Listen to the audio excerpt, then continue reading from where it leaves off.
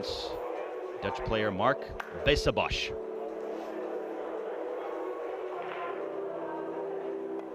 And the lag to see who will break.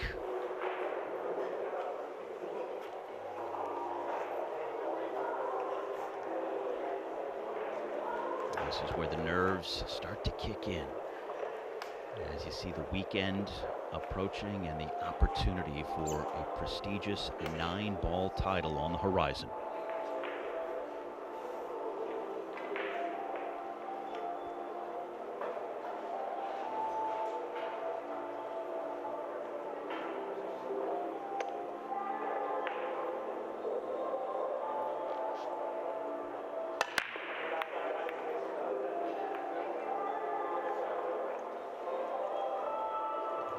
It will be a dry break to get things going.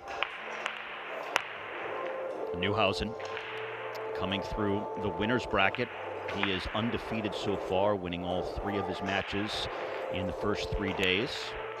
Bijsterbosch, however, had to come through loser's qualification.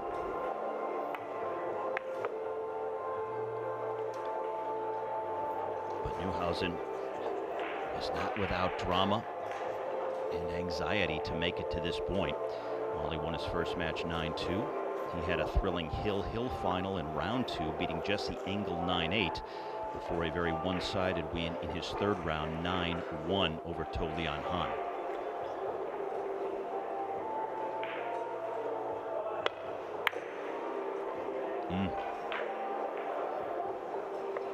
That's a surprising miss on the 2 from the German.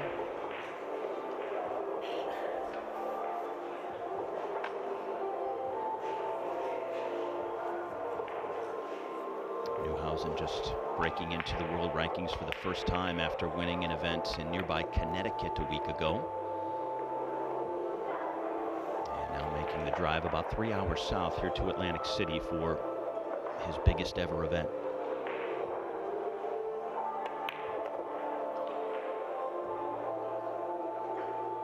Bijsterbosch won his first round match in convincing fashion 9-2.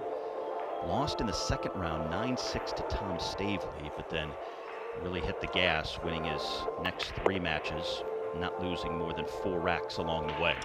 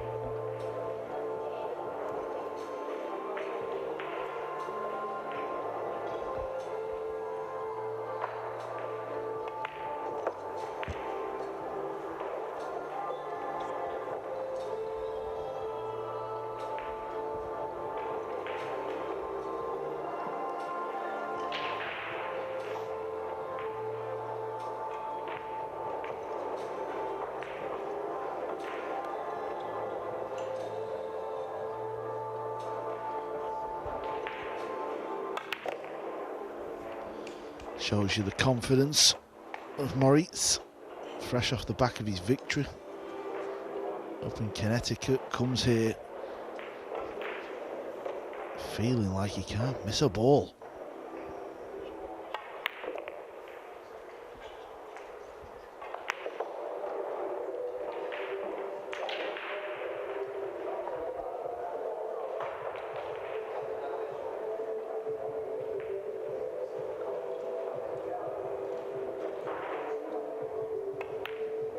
Well, as you just heard, that is the voice of Carl Boyes, who has now joined me here on table number 1 as the German takes a 1-0 lead here in this last 64 match. And Carl, welcome aboard. What are your thoughts here on this match and what you expect?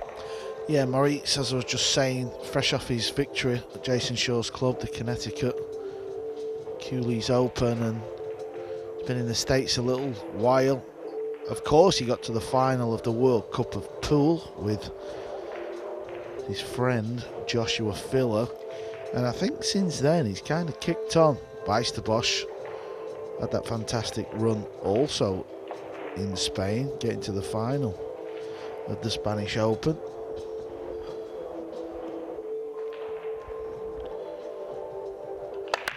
So I expect it to be a tight match. Made the one on the break. And you mentioned Neuhausen's good friend Josh Filler, his fellow German. He might play him in the next round if both win today.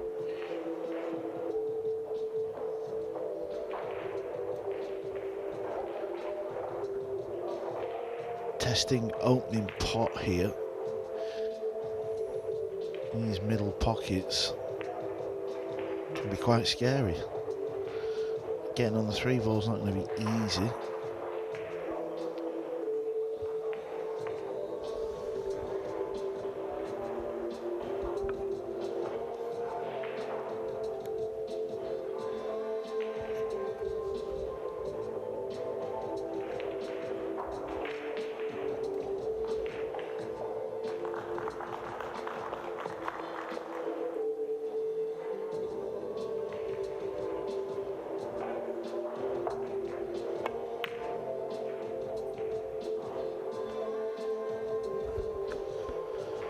They're just not easy in the middle. You try and play it off that far jaw. Let's see if we can see where this ball actually hit. Yeah, just a little high, that was all, but often just spits the ball back out. Had a miss on the 2 in the first rack, and same fate here in the second.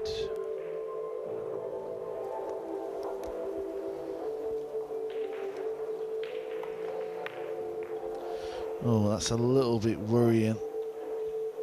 I'm not saying it was an easy shot because you have to like sort of float it in with a bit of left. It's like an in-between sort of shot. But he missed it by a long way. Didn't even catch the jaw.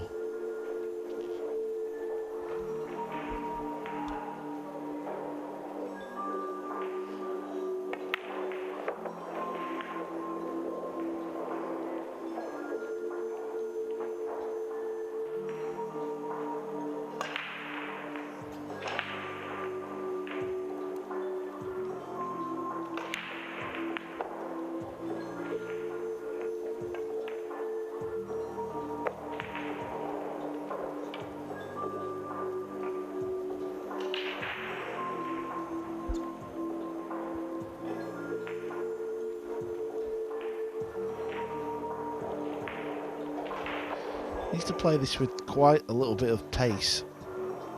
He's got an angle, but not loads. Yeah, you see how he had to thump the ball in?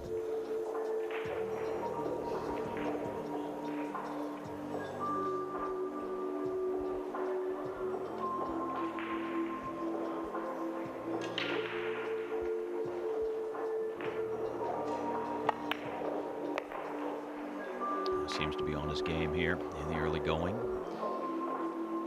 For the first time, it is a race to 10. First few days were either a race to 9 on the winner's side or race to 8 in loser's qualification. That gives us a sign he's quite competent in switching hands as well. Played that one with his left, drawing the cue ball back. Bijsterbosch has got to be careful here because he's playing a man that's in clear form. Marc will know this as well. So that 2-ball miss will hurt in rack 2.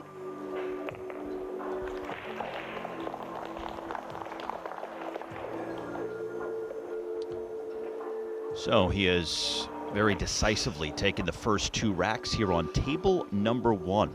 The German Moritz Neuhausen having a lot of success in coming over here to the U.S. after the win in Connecticut, now trying to make a deep run at the 46th U.S. Open. Now just a few matches underway, more to come later on today as we are now down to the last 64. The first few days were double elimination, but now it's single elimination, a loss, and you go home the rest of the way. Now a race to 10 as well.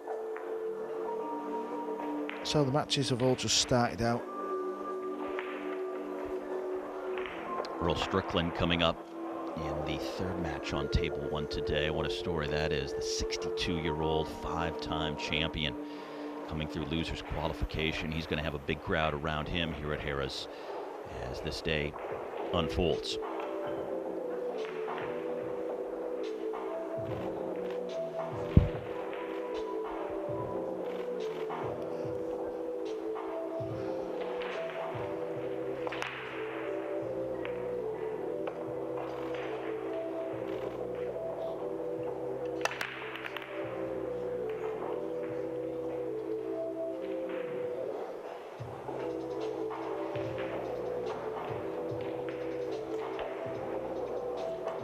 2 of the first 3 breaks have been dry here on table 1.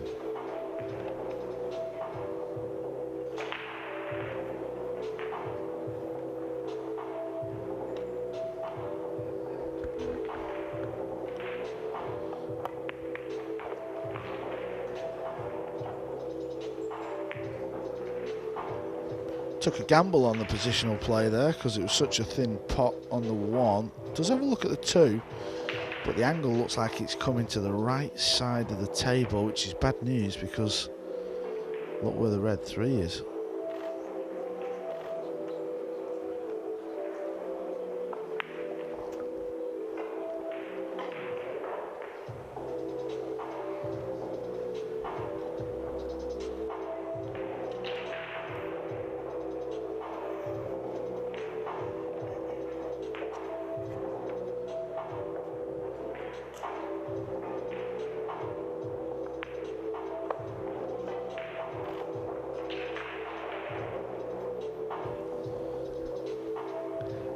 Is he changing the pocket? Is he playing it into the top right?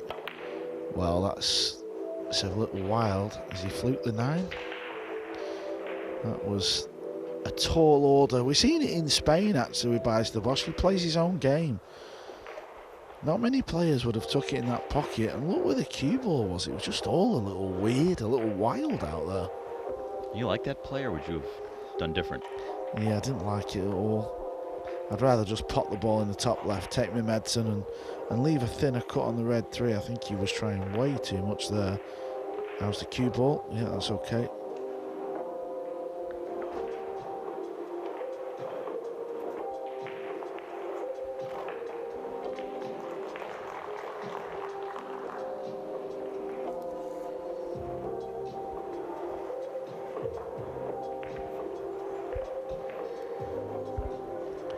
Kicking at the 2 ball.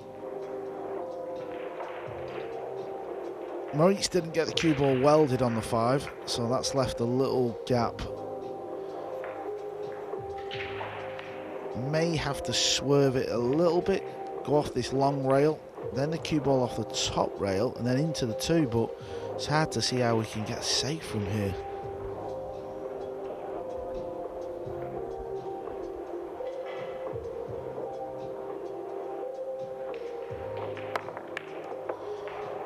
Well, he's kicked it in 1 rail. Well, that's worked out okay.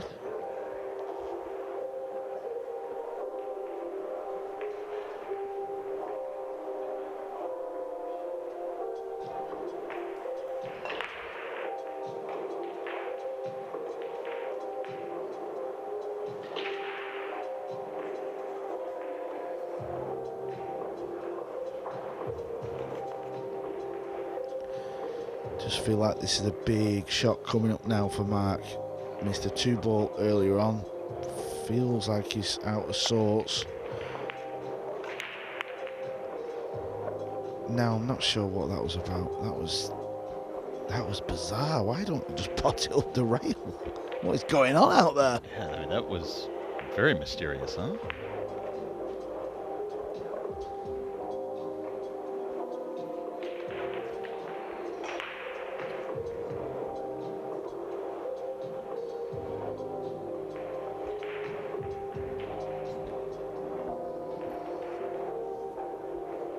I can only think in the back of his mind he was thinking the purple 5's a stuck ball, but where the 3 ball was, he could have played for position on the pink 4 ball, leave an angle and just take a gamble. Gotta be careful he doesn't scratch off the 4 ball here in the top left corner. That's why he played it slow. Now he's got problems. The cue ball's close to that side rail.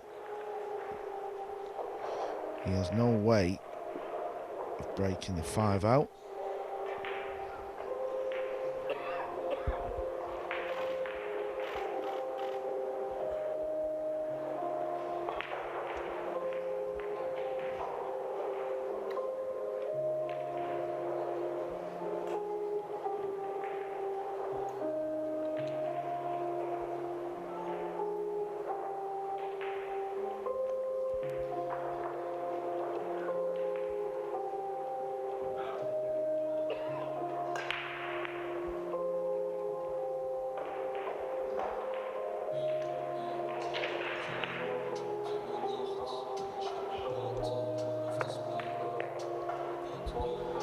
Look at this for an effort. This deserves the world.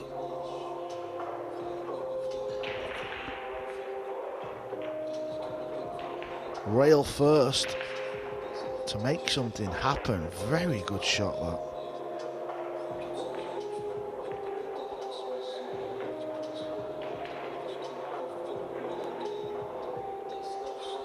Again, another clever shot. Moritz, the 19-year-old from Germany, showing he has a very adept pool brain.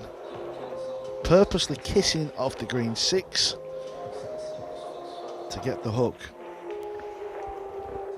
As a young player, sometimes those street smarts and that pool IQ doesn't kick in until later, and he seems to have it, the skill and the smarts.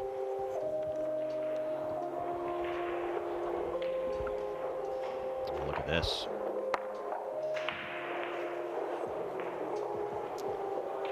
Tried to spin it. It was a almost impossible effort, and the official was right there to make sure that all the contact was legal. So it's ball in hand now for Moritz.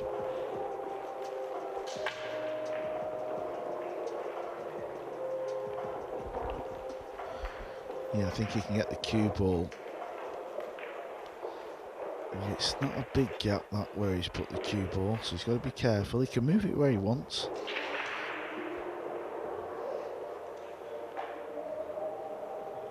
And he may have to raise the butt of the cue up as well.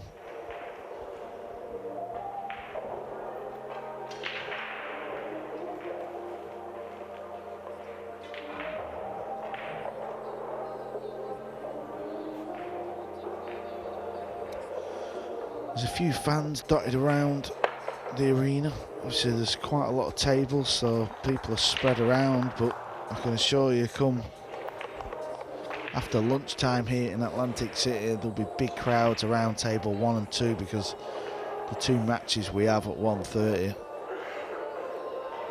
Pool fans just simply won't want to miss. Shane Van Boning will be playing Chang Jun Lin on table 2, and it will be Earl the Pearl Strickland against Eagle Eye Jason Shaw on table 1.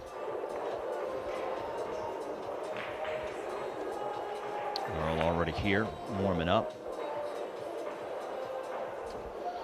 Yeah, 62 years of age. You think he'd maybe having his feet up, having a rest, but not for Earl. He's here, fully dressed, white belts on, wrist straps, high heels, hitting balls. He is ready to roll.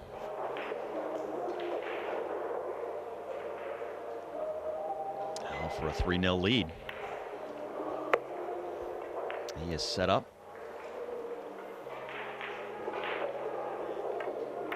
And the German finishes the table. Now it's a race to 10, but Moritz Neuhausen has to feel like he's in a good spot already, having taken the first 3 racks relatively comfortably here on table 1. Yeah, it's been a one-man show so far. Bijsterbosch just looks like he's somewhere else. Some of the shot selections he's been taking is very worrying. Moritz, well, he's been schooling him really. Neuhausen going for his 4th consecutive win against no losses so far here this week in the first 4 days, and also some huge Mosconi Cup possibilities on the line for a guy like Neuhausen trying to make Team Europe. There are automatic spots at stake at the end of this U.S. Open for both Team Europe and Team USA. And despite the fact he's only a teenager, he is vaulting himself into contention.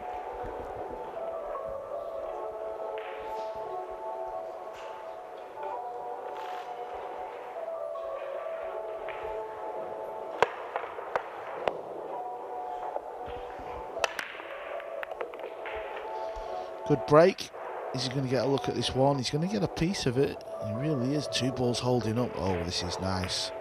Going to have to slightly jack down on the cue ball because he's got to get the cue ball to stop dead. That will give him a shot on the blue too. But then after that, the split has been very kind.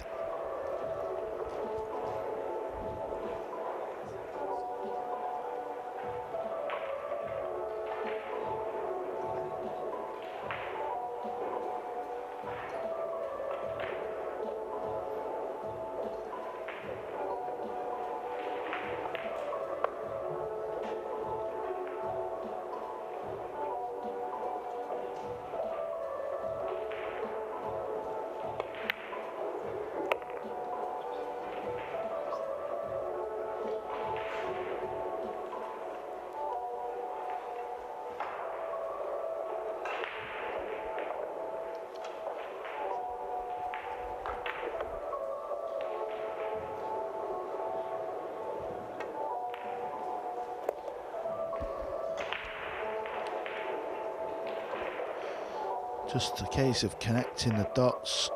As you were saying, Steve, it's a race to 10, but these matches can soon start to slip away if you're not on the ball. And I go back to rack 2. Bijsterbosch had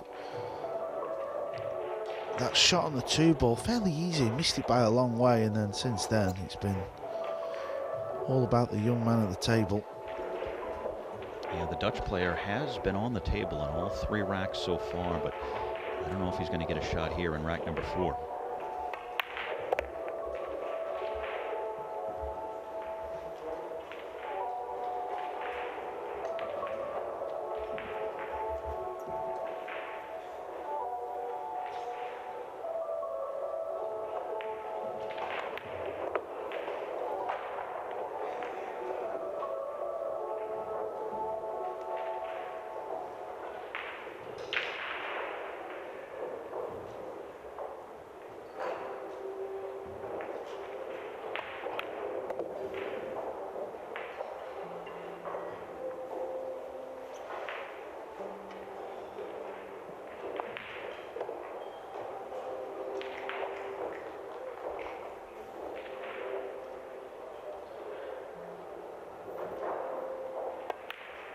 It was his best break so far, and he used that as a springboard to run the rack for the first time.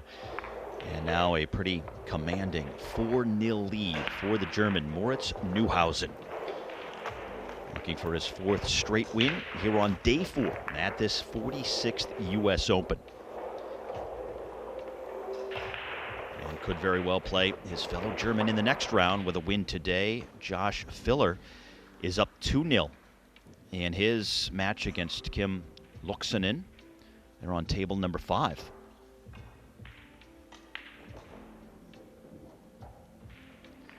So both of the Germans pitching shutouts right now and potentially headed for a matchup in the next round.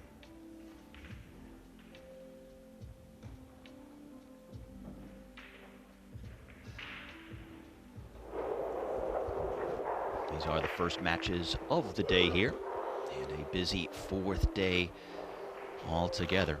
We'll go deep into the evening here at Harrah's.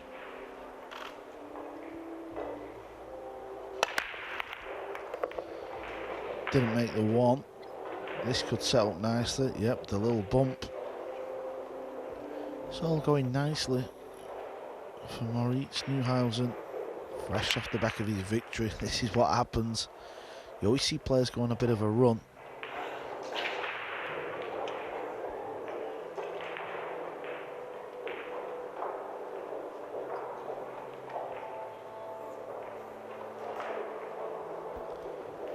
The balls look open, but the 3 ball is actually sat in a bit of a weird place because there you see it doesn't go past the 5, it doesn't go in the middle because of the 8 ball. So he's got to try and get this cue ball somewhere.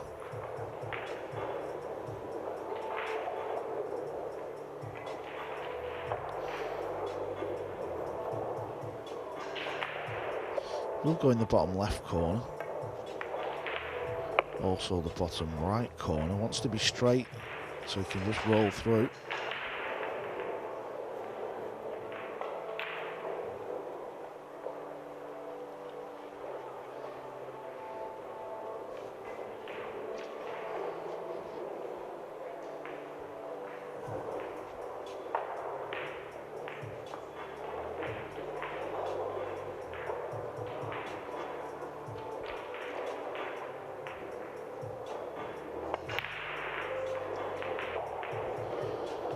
This is the lifeline Bijsterbosch needed. Missed the 3-ball ball a long way.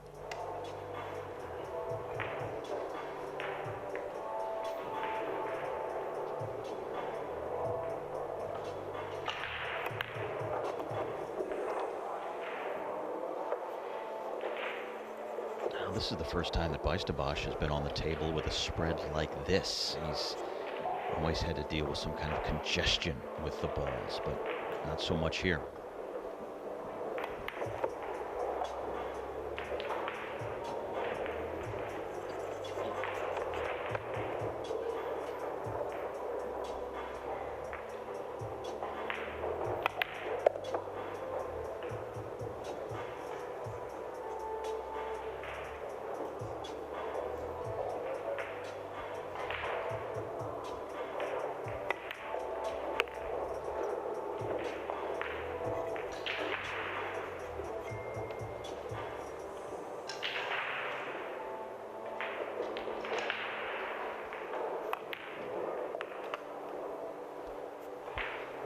Needed some help, Bijsterbosch, and in rack 5, he's had some help.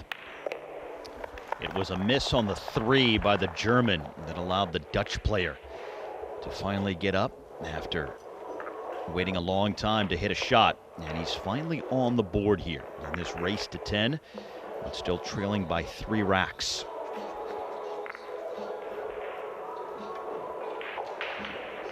And again, a look at some of the other matches taking place here. Over on table 2, next door to us, Niels Feyen, the fellow Dutch player to Bijsterbosch, is up 3-0 on Mario He. Barnaby and Hess, the 2 Americans, on the outside on table number 26, both tied at 2 so far.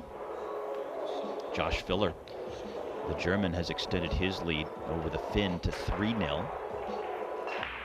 As we are just getting started here on this 4th day at the U.S. Open, Harrah's Atlantic City, terrific host for this major championship. And a rare break opportunity for Bijsterbosch here.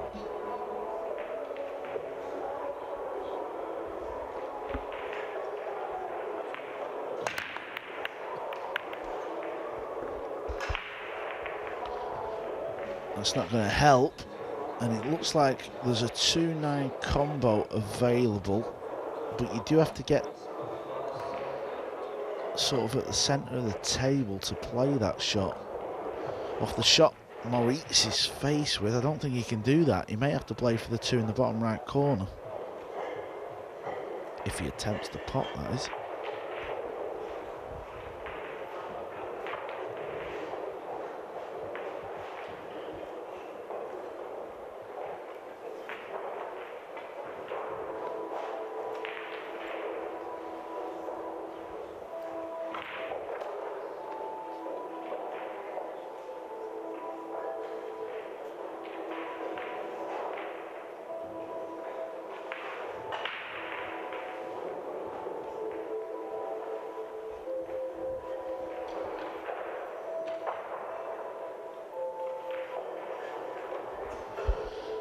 Sizing up, sending the 1 ball round the table.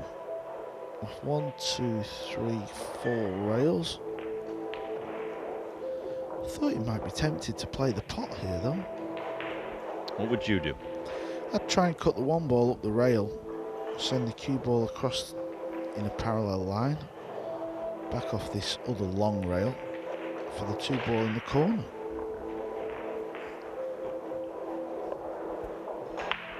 It's not easy by any stretch, but I'll tell you what, Shane Van Bonen would take this on. This is the type of shot he loves to attempt.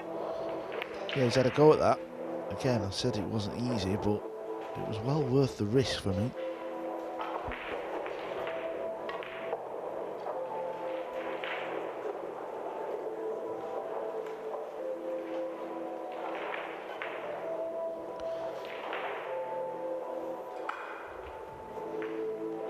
Looks super thin this to attempt, so he may just get the 1 ball over towards the red 3, get the cue ball down table. Yeah, using the blue 2 and the 9, that's the plan. Looks a good shot.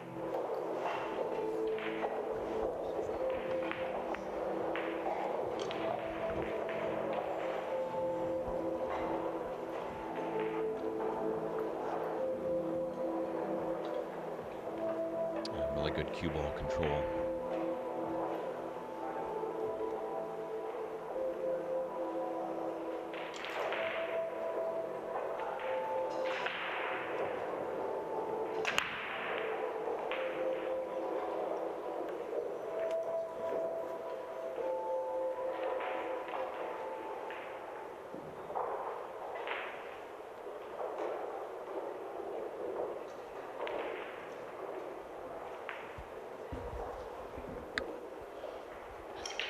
Two rail kick, I think he was looking at. Doesn't look like it's easy to get that safe.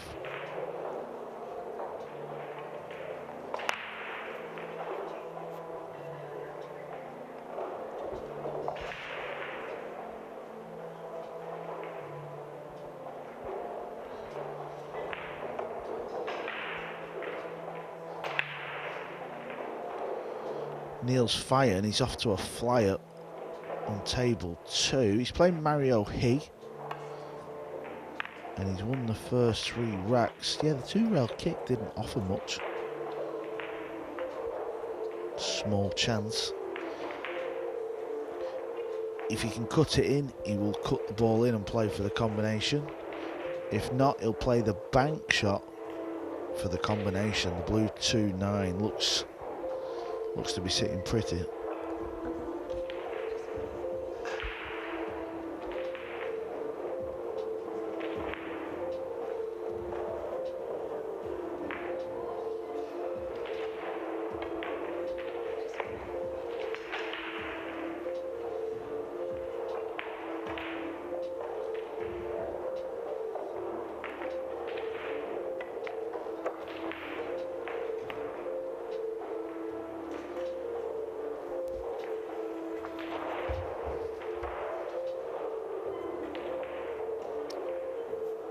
This to have the lead of Neuhausen.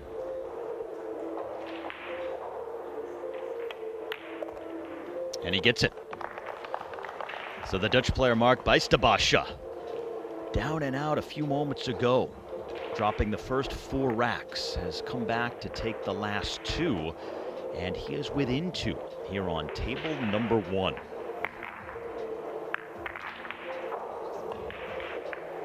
Sometimes that's all it takes, a few good opportunities. He got one with a Neuhausen miss in the last rack, and then a combination that presented itself here in this most recent rack. So he is very much back in this.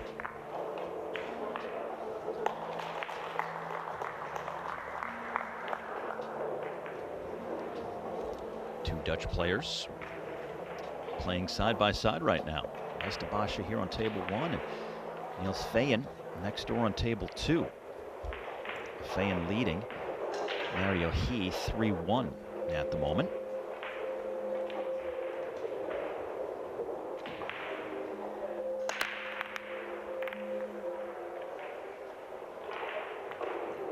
There's a couple of dry breaks now for the Dutch.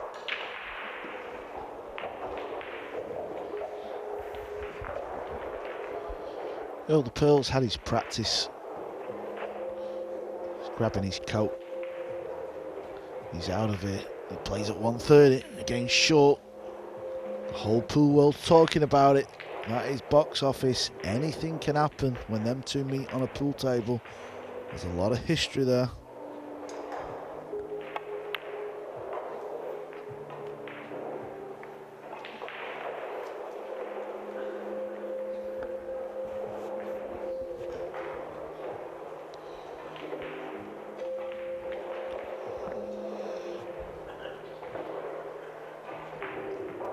Bijsterbosch is in a spot of bother here. Doesn't look like there's an easy window. He's looking to see if he can get the cue ball in between the 3 ball and the middle pocket, that little space on the left rail.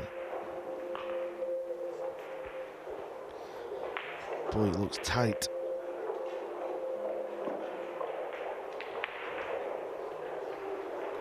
Other than that, maybe he plays it past the brown 7 on the left hand side with loads of right spin, but just looks so hard to spot the safety. He's had a good look at this. He feels he can see an edge, so that must mean he's playing the pot. He must be forced into this. This is horrible. Oh, what a shot that is. What a shot that is, by the way. Wow.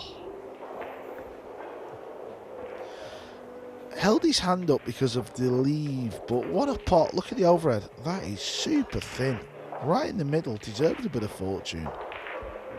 Almost wound up with an incredible combo as well.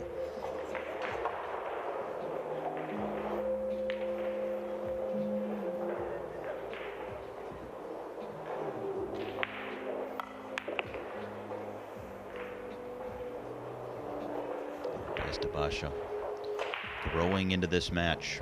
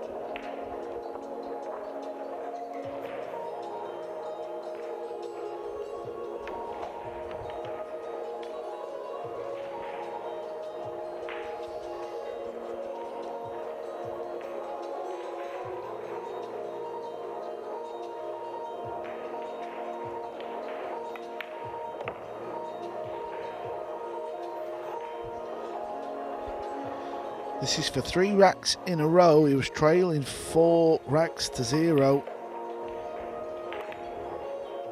Well, there was a moment where it looked like Neuhausen was going to go up 5-0 and be halfway home, but instead this match has flipped. And it's now 3 consecutive racks for Bijsterbosch, and he is to within 1. And we have a match brewing here on table 1.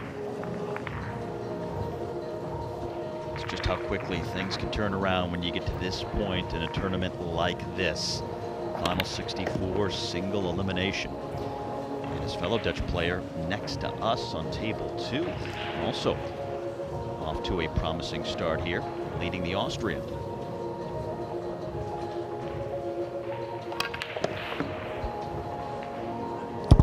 Yeah, Niels was 3 up, so it looks like Mario, barring these 3 balls, he's going to claw back. Also, we expect matches to become a little closer, a little tighter as the best start meeting the best. This is round of single elimination, 64 players left. By the end of today's play, we will know our final 16, so we play round of 64 and 32.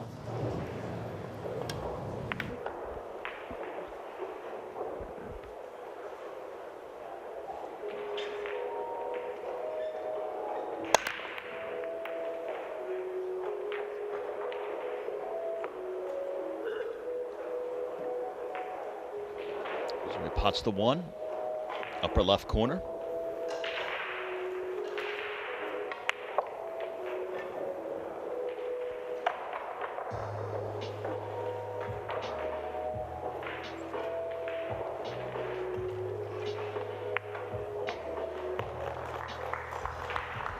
Gone for the short stick. He can play the push, doesn't fancy it, feels like this is a makeable jump shot. And it is pretty close to the pocket. Cue ball might fly around a little bit, so he's got to be careful about that. Just has a lot of ground to cover before he makes contact with the 2.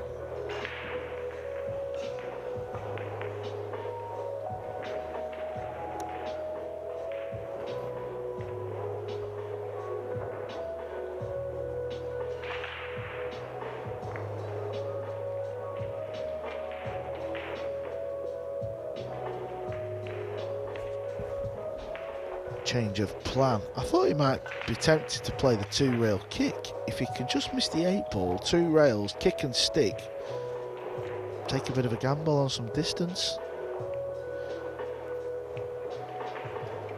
He's undecided, he's gone back for the jump cue.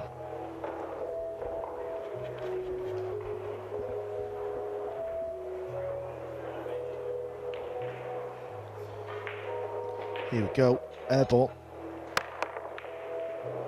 Where's the 2 ball going to finish? Oh, does it pass through the gap? The 5 is maybe somewhat of a barrier here.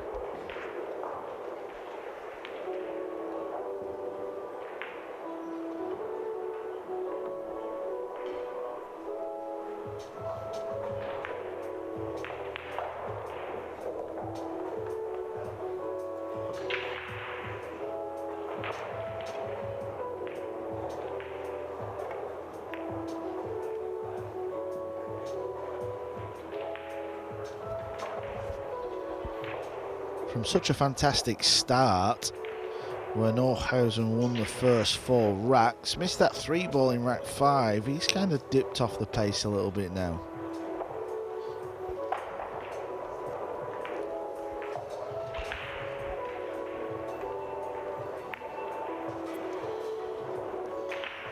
Yeah, not all his own doing, as Bijsterbosch has played very well. He's finally gotten his match started, and that is forced Neuhausen to lose some steam here.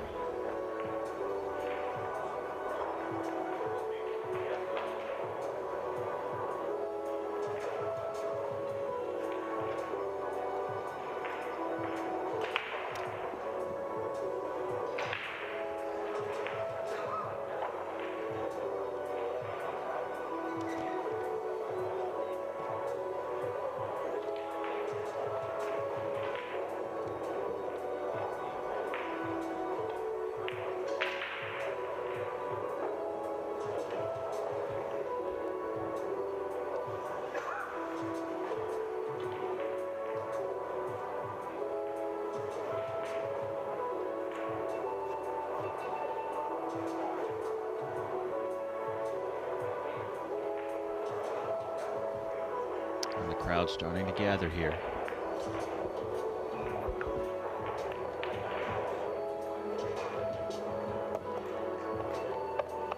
Good touch.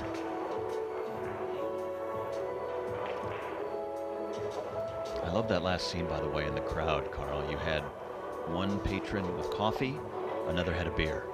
That's just the perfect representation of what you get when you come to Harrah's at this championship, and people need their beverage of choice, right? Yeah, I think I'd be sat in the middle, to be honest, Steve.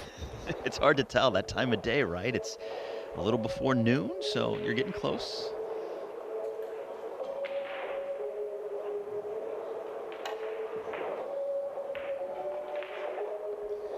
He can pot the 5, but he has to send the 3 into the rail first. Not easy. It doesn't look like he's playing that.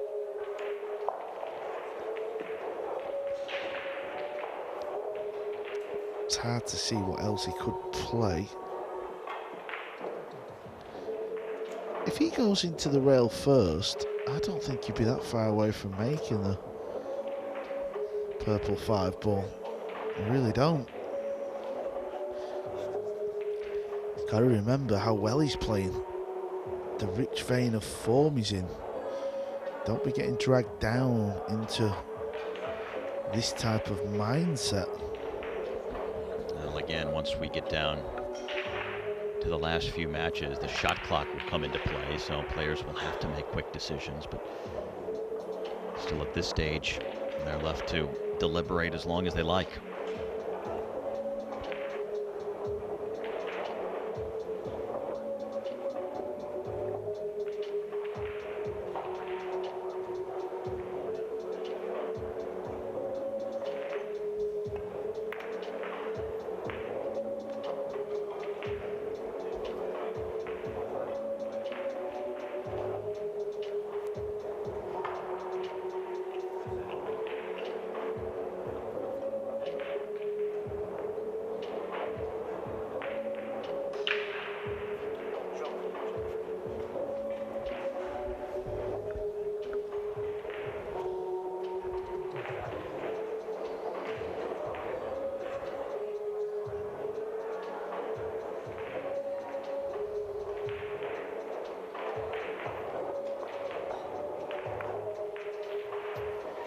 Oh, that is not good.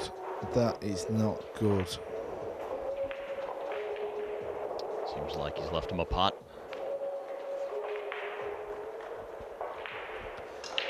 Yeah, from that angle, it looks like you can see the potting angle. Getting on the 4 ball, don't know where the natural path goes. Does he have to flick off the green 6?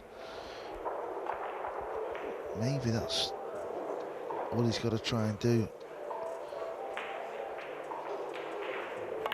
Yeah, he's played that well. That's what he had to do. That was the only way of getting the cue ball up. And if it finds the rail, it's okay because the 4 ball is off the rail. So he's got an angle.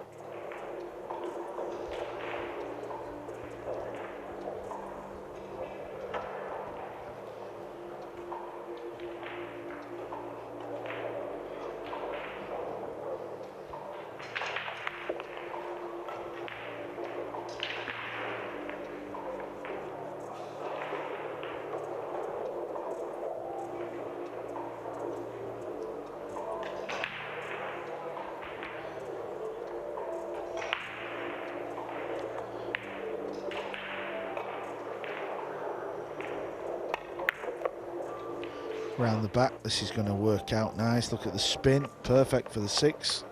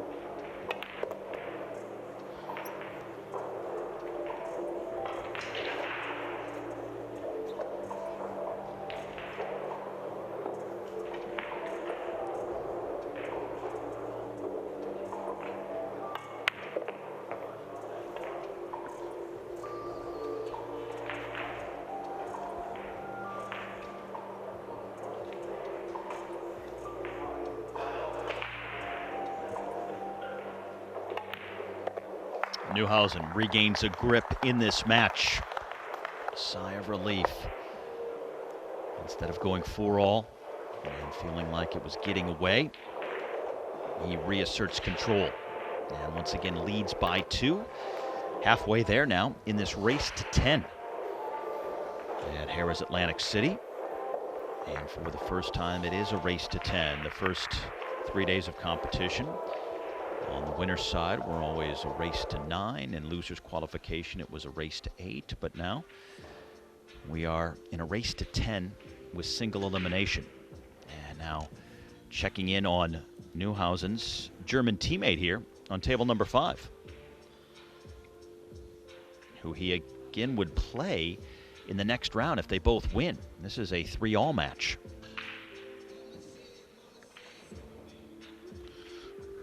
So he's played the push. Joshua hands it straight back.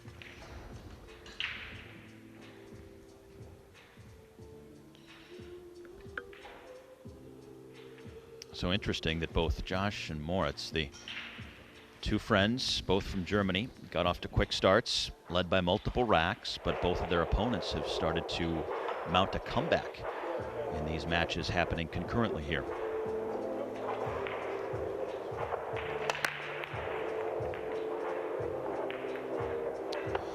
The break has deserted Moritz.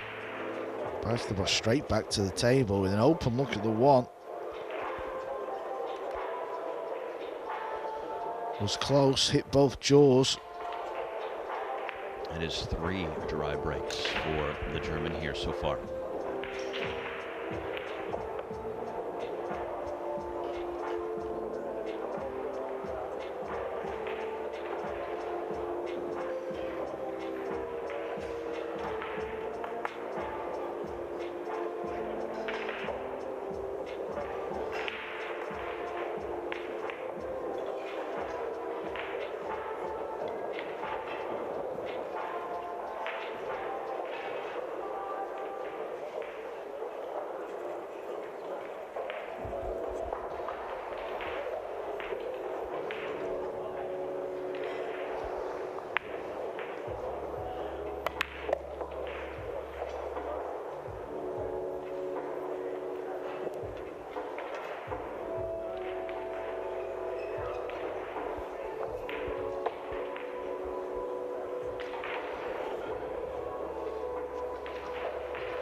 Over on table 2, Niels Feijen is just about to win another rack. He takes a 4-2 lead over Mario He. You can just see there in the distance. That is table 2. Of course, Marc Bijsterbosch and Niels Feijen played the World Cup of Pool together.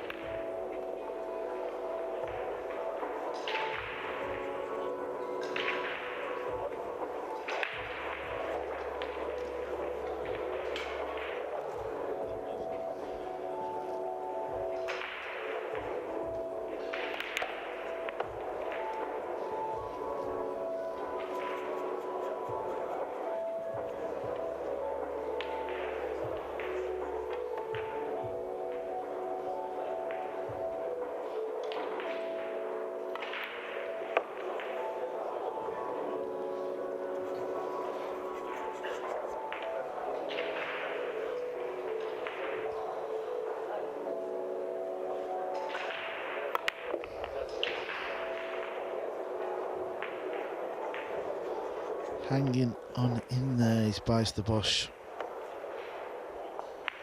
Making a game of this.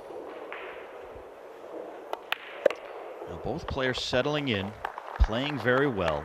If anything, Neuhausen will just lament a few dry breaks that have contributed to how close this score is right now. But players taking advantage of opportunities that have been presented, pretty sharp and on point with their form, and just about as tight as we could be. 5-4 here after the opening 9 racks.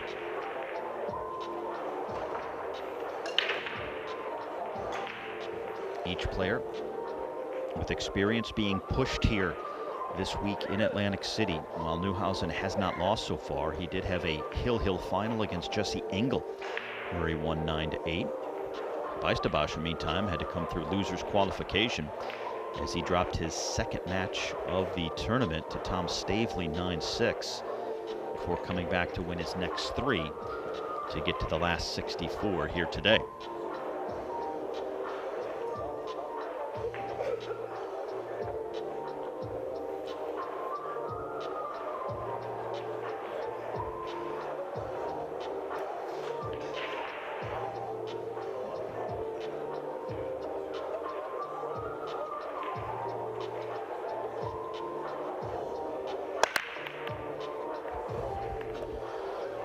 Well, you got the 9-ball moving. Fortunately, the cue ball's found a pocket. Good news for Moritz. All the balls are sat in open play. Looks like a good chance.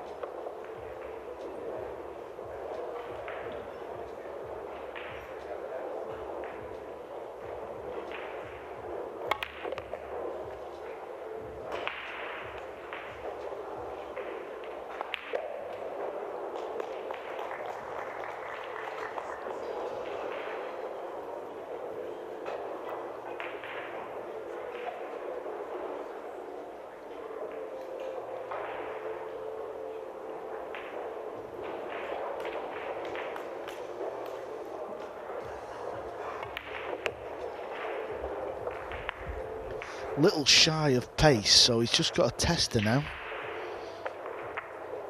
It's always awkward when the pocket's not completely in your eye line. You see how his face and his eyes are facing forward, and then as he glances to the left, the pocket's there. And you can miss them. Now and again, you can miss them. That's why your cue ball has to be better positioning. That's the one thing we have not seen so far, a miss this deep in the rack.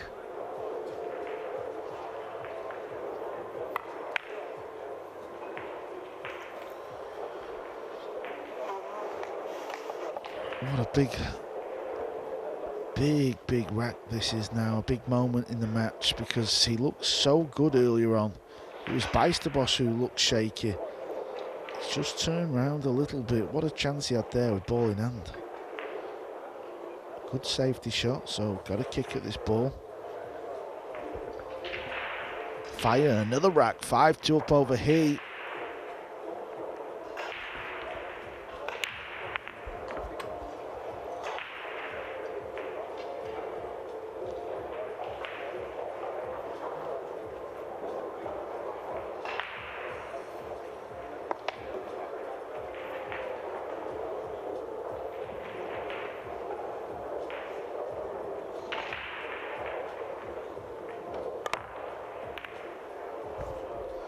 Good hit, made contact. If the cue ball finds the rail, he'll be happy with that. Yeah, he'll be delighted with that. I know he's left a pot, but could have been so much easier for the Dutchman.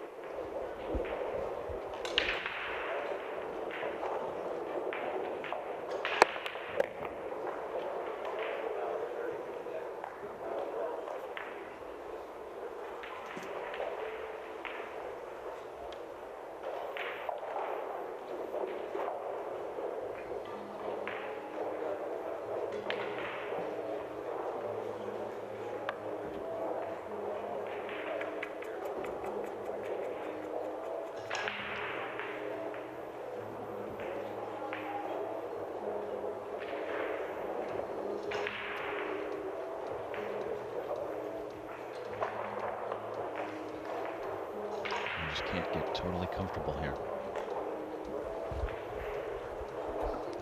Just run on a little bit too far, hasn't it? It's a good pot.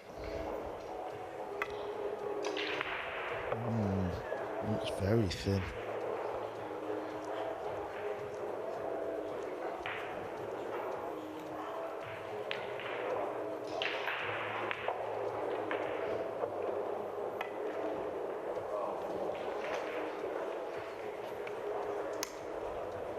That's why he backed off several times. Yeah, Moritz just double checking, even though you feel like it is a foul, you just better make sure in case. Sometimes it moves a slither, doesn't it?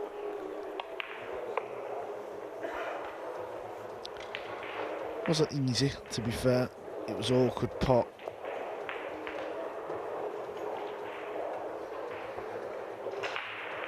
Had to get ball in hand though at this point. Big opportunity for Moritz.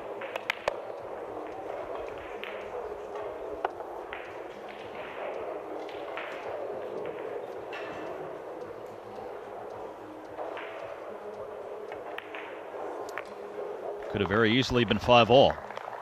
But after the first 10 racks, Moritz Neuhausen keeping Bijsterbosch at arm's length, leading 6-4. Now, we'll see about the break of the German teenager. That's been the one liability so far in his game, so far in this match. And it's really surprising. If you go back to his win in Connecticut recently, he shut out European Open champion David Al-Kaidi 9-0 and had 7 consecutive break and runouts during the course of that match. But the break has not been as kind to him here today. And back over on table 5. Josh here, his German brethren, leading 5-4. Yeah, he's in his own little battle, is Philip. Desperate to win another title. Won the very first staging of the US Open when Matchroom Sport took over. That was at the Mandalay Bay in 2019. This is table 2, he's at the table. It's all been about firing really, that match, so he's just hanging on in, trying to claw his way back. Looking good here in rack 8. Should be good enough.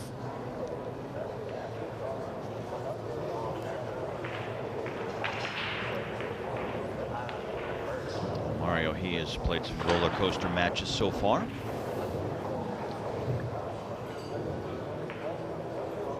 Never goes quietly. Oh, how about that mistake? Wow. Oh, and instead of 5-3, he could be looking at trailing 6-2. Wowzers. It might be the easiest 9-ball we've seen in the opening 3 and a bit days.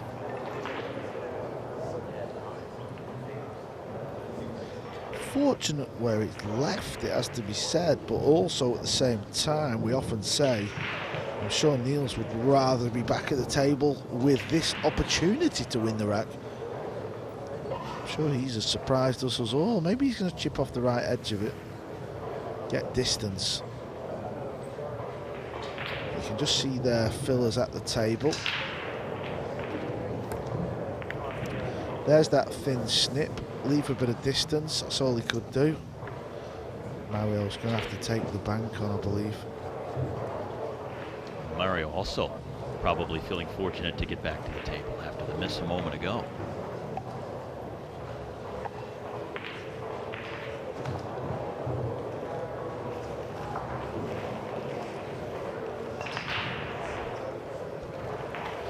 Taking his time, having a good look, but I think he's got to go at the bank shot. There's Mario. Filler's looking good. Taking no time at all.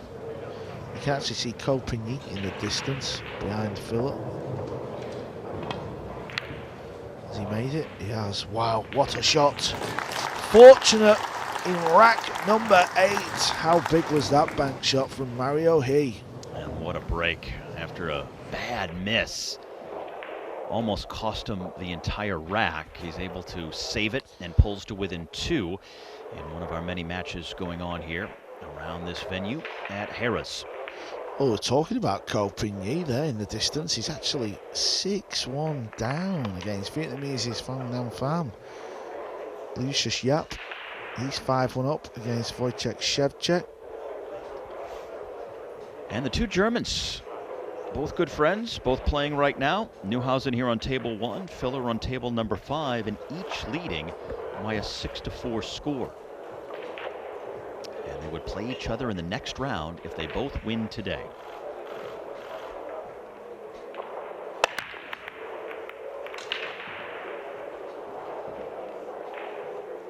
The break just not happening for Moritz here.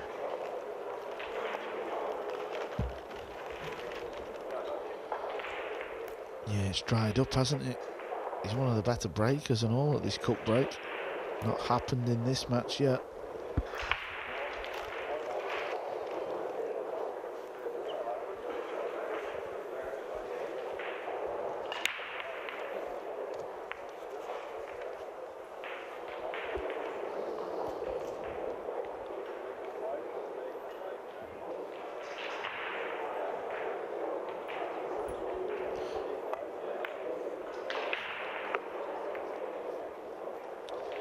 Just flicked the 2 ball onto the rail. Can he get the cross banking? That's what he's looking at.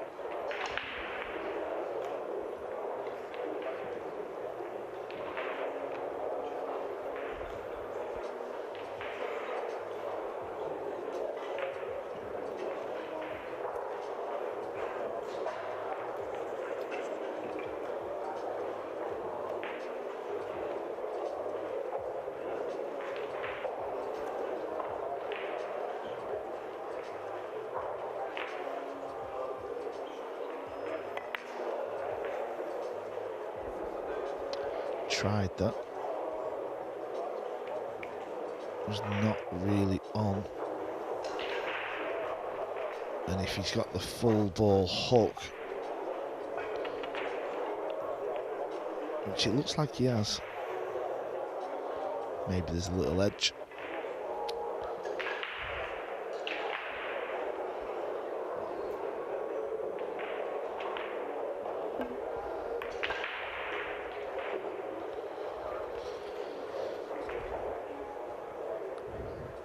Over on table 8, Imran Majid is down 6 racks to 1. He's playing Alexa Paselj.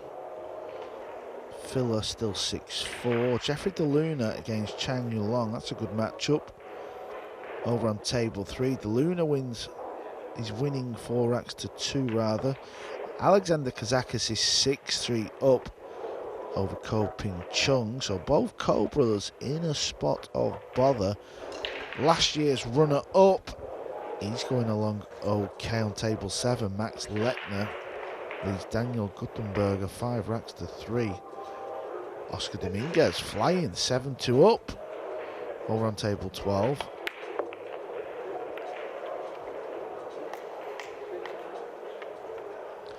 Marco Thucher is playing Vitali Putsura. He's leading 5 racks to 2. He was the man who beat SVB this week. He put SVB into losers qualification round. SVB come through. And SVB is playing Changzhong Lin at 1:30 today. What a matchup that is. Back to the action. Bijsterbosch with a chance here. Cue ball's run a little bit, so he's going to have to thin cut this 4 ball up the rail.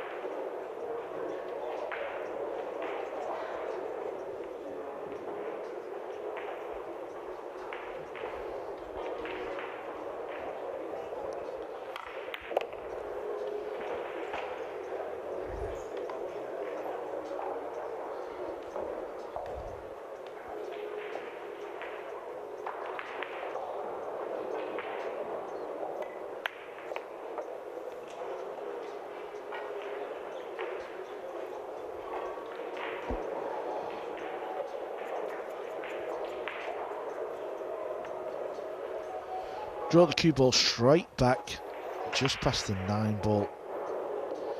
Worst case scenario here would be landing straight on the 8. Anything but straight. Anything but straight. And he's landed pretty straight. Now the reason why you don't want to be straight here is because you can't get the cue ball out. If he's got a little bit of angle, he's got to really power the ball in. 4-inch pocket. Now he may have to pull it back and play it in one of the top corners or the middle.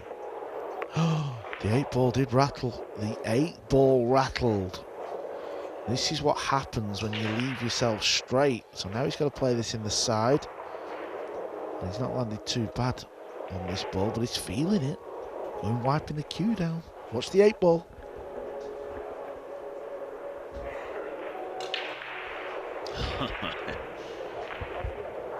That was close. He is sweating it.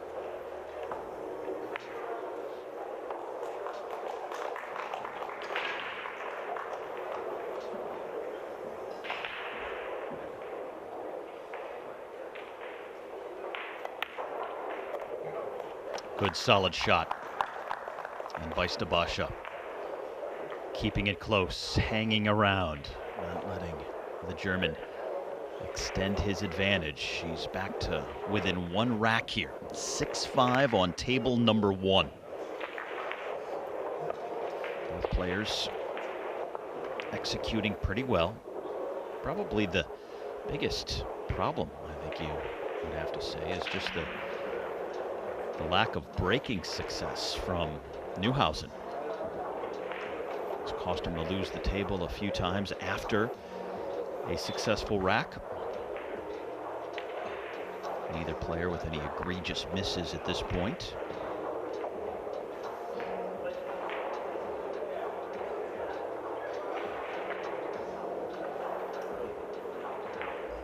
Neuhausen had the quick start. Won the first 4 racks. At one point it looked like he was going to go 5-0 up. But then Bijsterbosch settled into a rhythm. And now not much separating the form of these two players. Hard to tell how this one's going to go.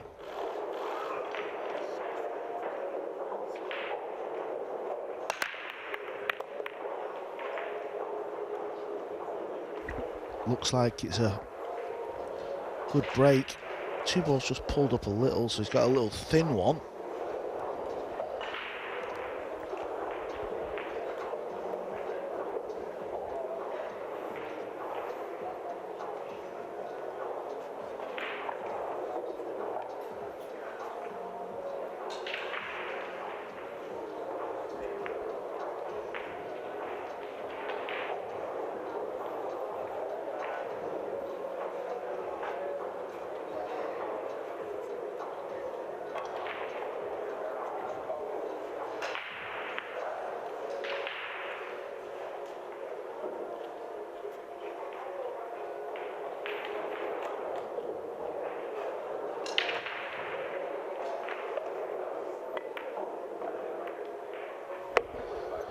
took a little gamble. He had to like flick the ball in with a bit of spin. Bumping the 6 has not worked out, but he has got an option of a good safety, I think. I think he can skim off the edge, get the cue ball floating up to the top rail. He's only got the 7 ball there though as a blocker, so pace is not going to be easy. That's why he's come round to have a look at the other way. Maybe try and do a similar shot and get the cue ball behind the 8 ball. Options.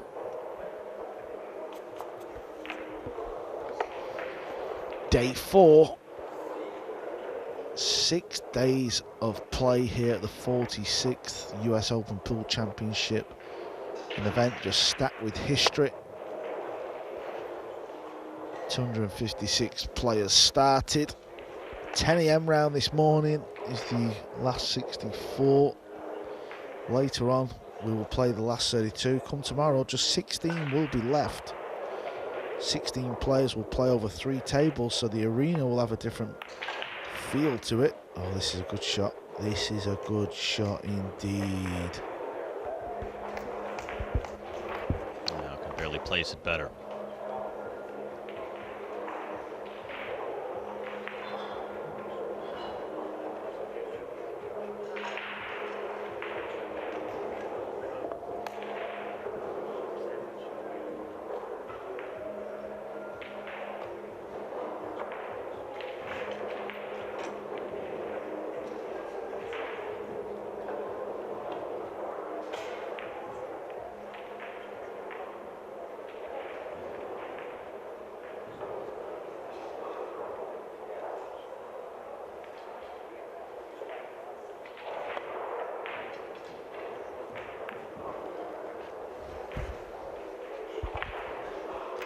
Going to be ball in hand for the German.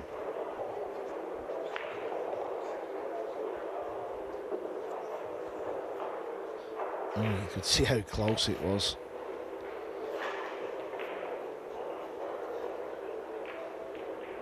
It's amazing how many times you can play a kick shot in pool, and when you look at the replay, you wonder how no contact was made.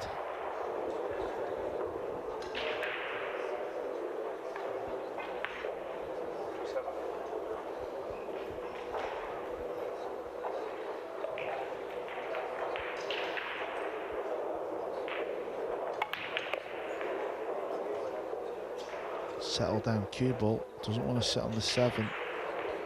That's fine.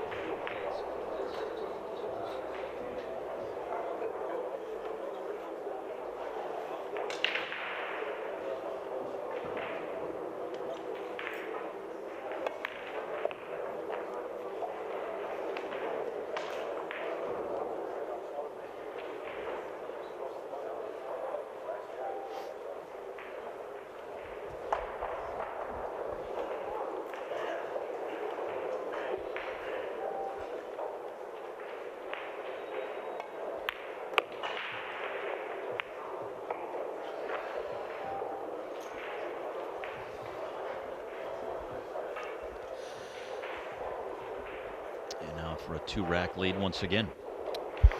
Yeah, on the rail. Now and again, you will miss one of these. You're not always going to keep potting these. High percentage you're going to pot them, but you can definitely miss them. Made it this time. Well, for as close as this match has been here, in the last half hour or so. We are through 12 racks, and we've never been tied. Neuhausen has basically just been holding off Bijsterbosch to this point. Leads by 2. And 3 racks away now from advancing down to the last 16. Now his fellow German, Josh Filler, leading 8-4 now. So he has a multiple rack advantage. And looking more and more like the two Germans, the two friends, could be meeting in the next round. Yeah, he's broke away there in that match, but he's just played a very poor safety. So he's give Lackerson a chance. Coping Yi, you can just see him in the distance there. He was down. He was actually down 6 racks to 1. He's won another rack. He's at the table there. Can he claw his way back? Back to the action. Neuhausen to break. 7-5. He's got the lead. This has been his one issue so far. 4 dry breaks.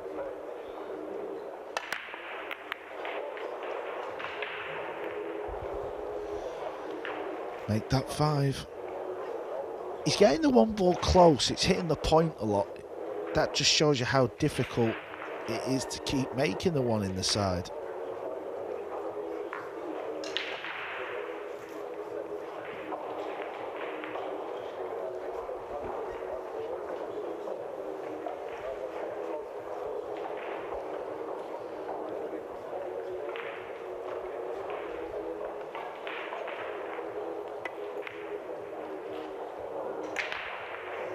Big wall of balls to hide behind.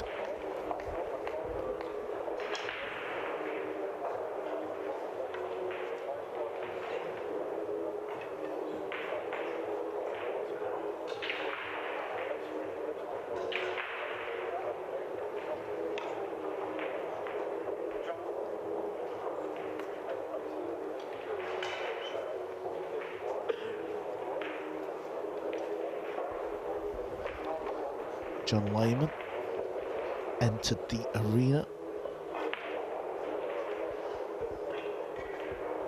Keep a close eye on this one.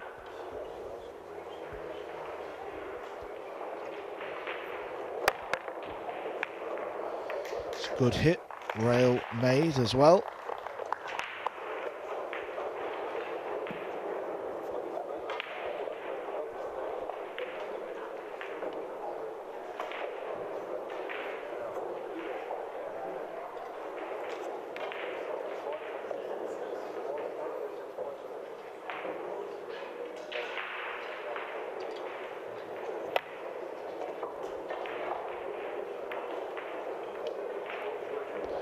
Well, I'll tell you what, surely he's not landing on this ball through the gap. That would be incredible.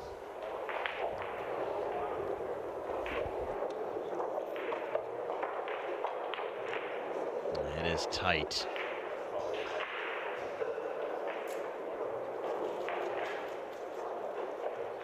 At the 4, the 7, and the 2, as well as the 9 there. All in close range.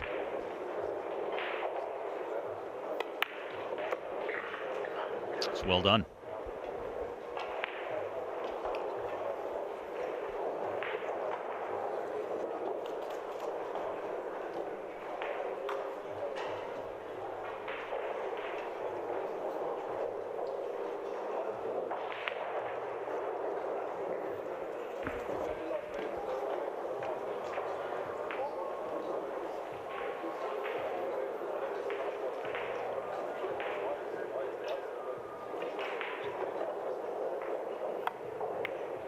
Needed to pinch the pocket. That is not going to go. He was also sizing up the 4-9 combo if he'd have potted the 3.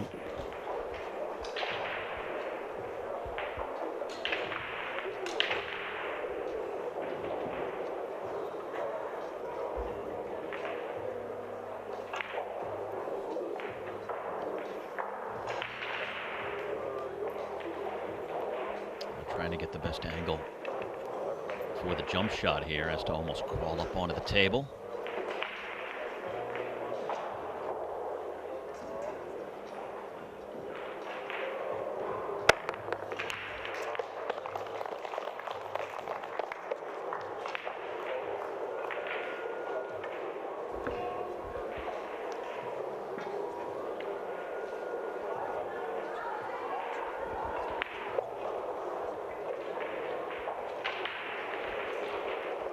This is not easy. It needs to be made. I don't even know if he'll take it on. No, he's not taking it on. 4-ball needs to hit a rail. Just caught the rail. Barely. That would have been ambitious, the 4-9 combo.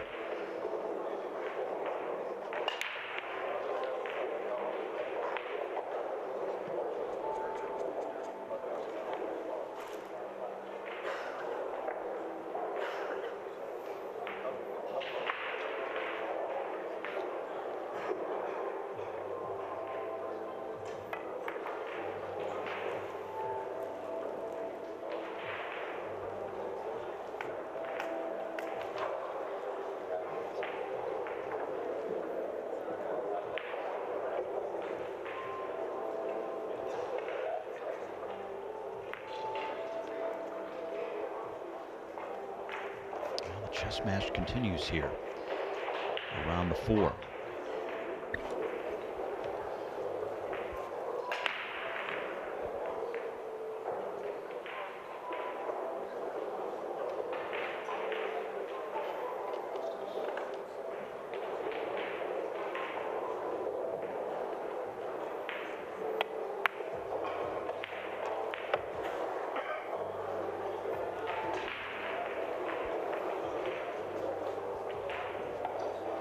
Doesn't look too bad. Can kick off the right hand side rail. And the 4 may go in the side pocket past the 8. Could also possibly clip the left side of the 4 and make the 8 in the side as well. So there's a few things that might happen here.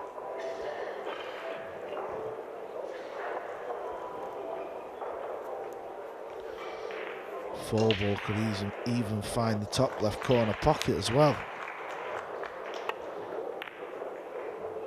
There we go.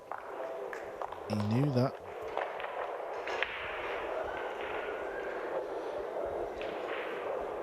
Here's a better look at this. Yeah, look at the 8. Always had a chance of tracking towards the middle. Wonder if he could play off the left slow. Get the hook behind the 5.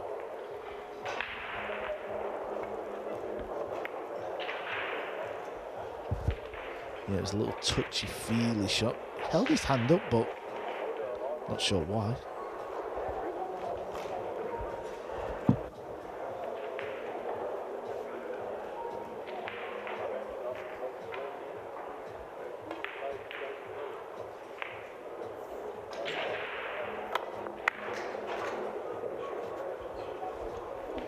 And now a real chance.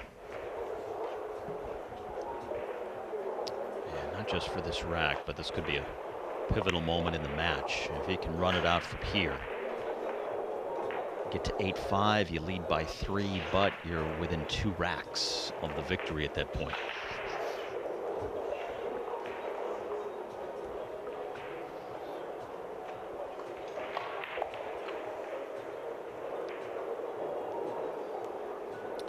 Table 2, Mario He has clawed his way back in the match. It currently is 5 racks to 4 to Neil's fire, and he's on a similar 9-ball. It's actually a little more difficult than that really easy one that we got to see before.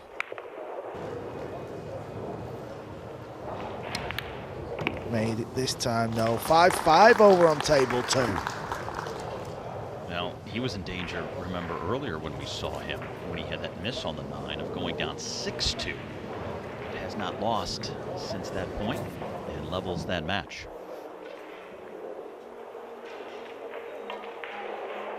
This man has been trying to level for a while, but this could be a tough spot for him now.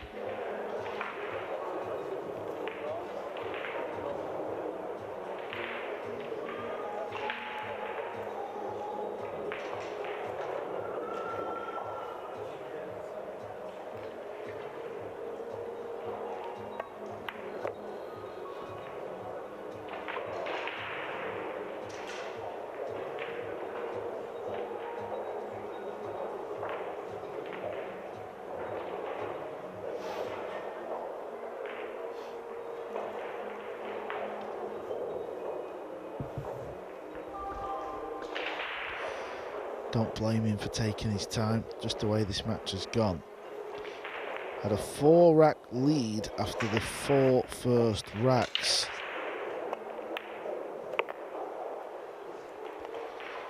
Bijsterbosch hung in, made a fight of it, stayed with Neuhausen.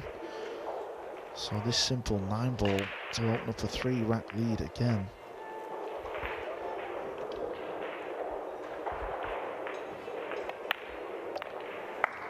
Well, Neuhausen has led by as many as 4 racks. Bijsterbosch has gotten as close as within 1, but now the lead back to 3. And the German within 2 now of winning this match and moving on to the next round.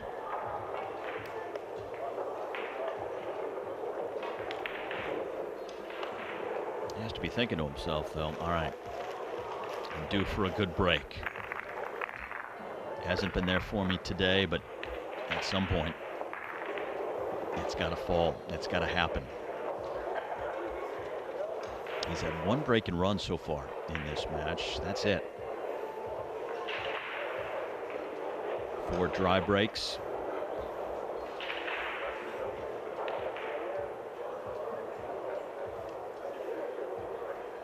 I would certainly love to take the victory here in this most recent rack and run it out to an overall win. Crowd gathering. More people filing in here as we get down to the last 3 days of competition. Yeah, we start at 10 AM. Maybe that's a little early for some of the patrons. Sort of spotted that over the first few days. Come lunchtime, everyone starts to arrive. Well, he's made the 1-ball, Steve, at last. And look at what he's been blessed with here. This is a golden opportunity. That's what he's been waiting for. Finally gets it to fall his way. He gets the 6, he gets the 1. And a nice spread for him here to work with.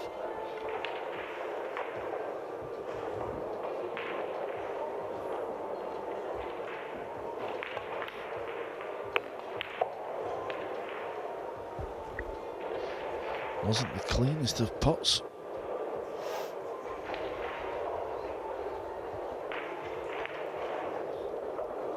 Joshua Filler's on the hill.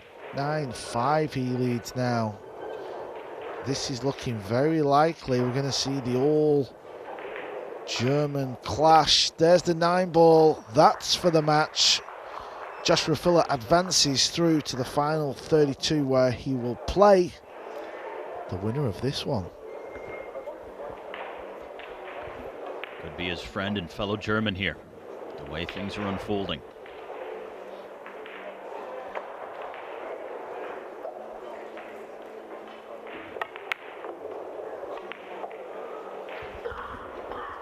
Wow.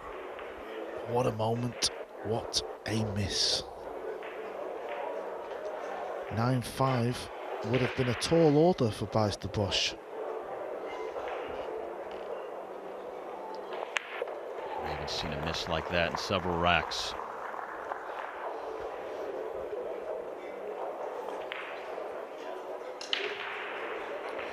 Just simply fired it into the rail, too high up. Them balls don't go in anymore, and they shouldn't go in. Players should be tested in the big majors. This is arguably the biggest of them all.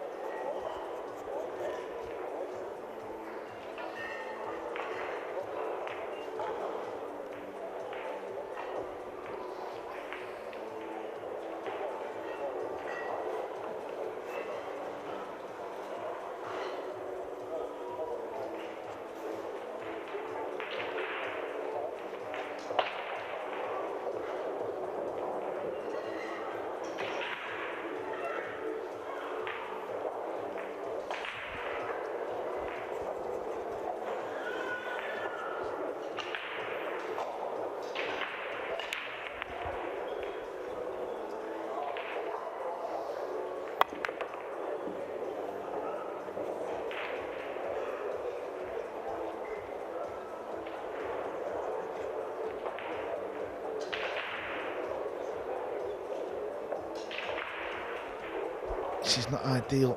This is not the type of shot you want. Big moment coming up in this match. He's made it. He's passed the test. Where's the cue ball? It's okay. Well, how ironic. In that last rack, Neuhausen finally got the break he had been looking for. The one biggest liability so far in his game today. Potted 2. Had a nice layout. Looked like he was virtually home free. But then his biggest mistake of the last 30 minutes or so. And that allows Bijsterbosch to get back to within 2 racks after an hour and a half here on table number 1. And how about this? Mario He has come all the way back to win 4 straight racks and now leads for the first time over Niels Fayen next to us on table number 2. So a lot of interesting dynamics at play here in the storylines on day 4 at the U.S. Open. Phong Nang Pham fell behind early, but he's come back over Ko Pin Yi on table number 4. On table number 5 just a short time ago, that man's good friend Josh Filler of Germany closed out his opponent to advance on to the round of 32. And now looking like he might face Neuhausen in that next round, but not so sure. Still has a lead of multiple racks, but he's feeling the chills of the pressure that starts to mount at this point in the single elimination portion of the U.S. Open.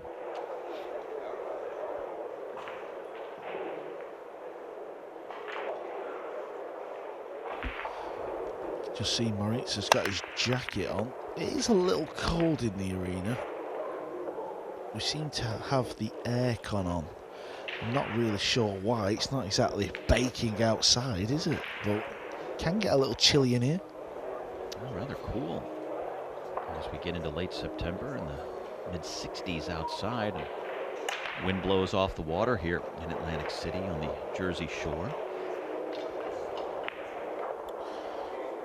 You can see Bijsterbosch, sorry, I said Tyler Steyer because he stood next to me, but he's also wearing one. They wear that undergarment, kind of tight top. A lot of the players are actually wearing them. They usually pack them in the suitcase.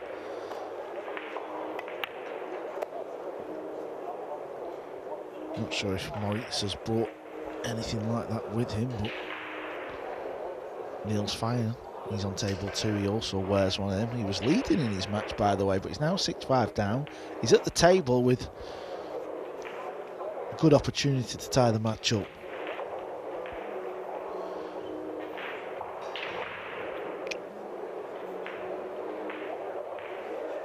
Temperament is a big word in the world of pool, because it's a funny game. When you've played it at a top level, you sort of understand it a little easier. Crazy things can happen on a pool table. One player can be having the run of the ball, so you're sat there sweating it out.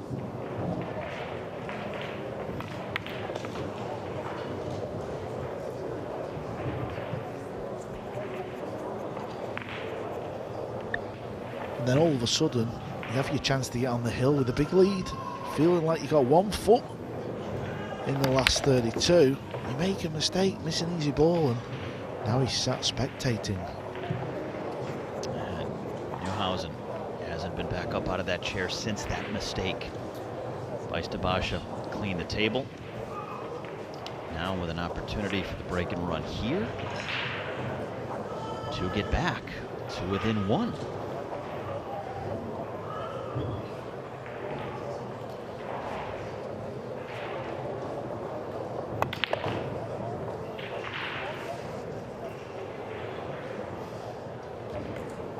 Crazy the way this match has developed.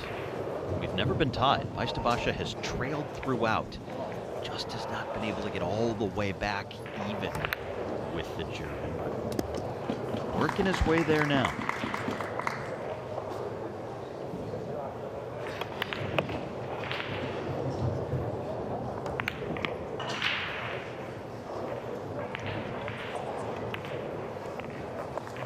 Eight-7.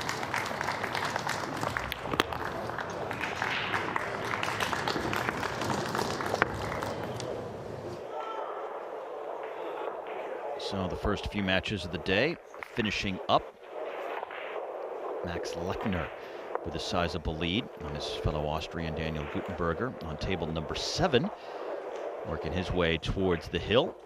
Same story for Oscar Dominguez of the U.S. on table number 12.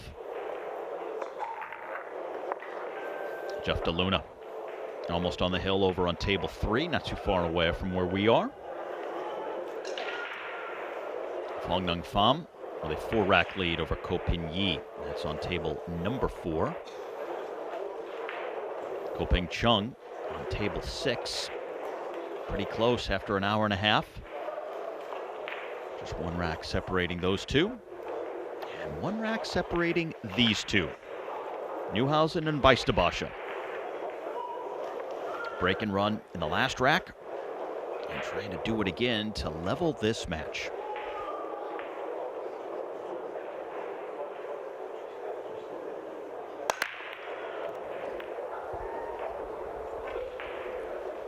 Well, you could see Moritz sat in his chair, he's holding some hot water, but he does have one of them undergarment tops on, so clearly feeling the cold, but he's been at the table a lot, so usually when you're at the table and you're walking around and you're playing, you feel okay.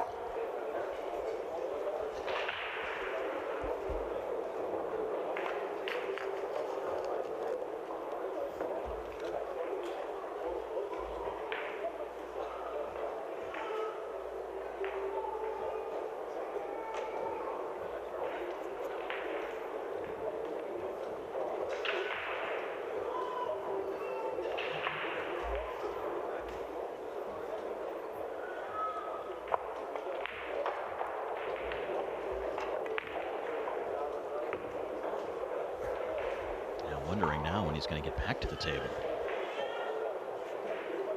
Since that mistake a couple of racks ago, he's not been out of the chair.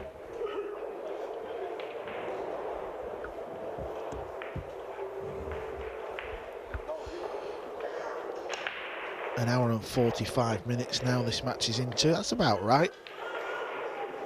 Race to 10, you could look at around the 2-hour mark if it's fairly even.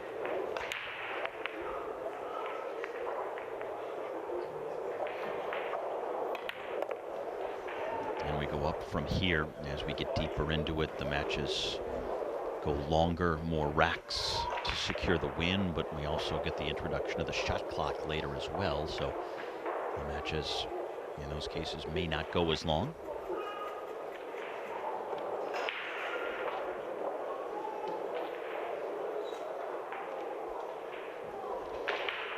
Looks quite straight. Oh, he's had to pinch a bit. Left a little bit of distance, which is fine. You've got to make sure you leave yourself a pot, which he has on the purple 5.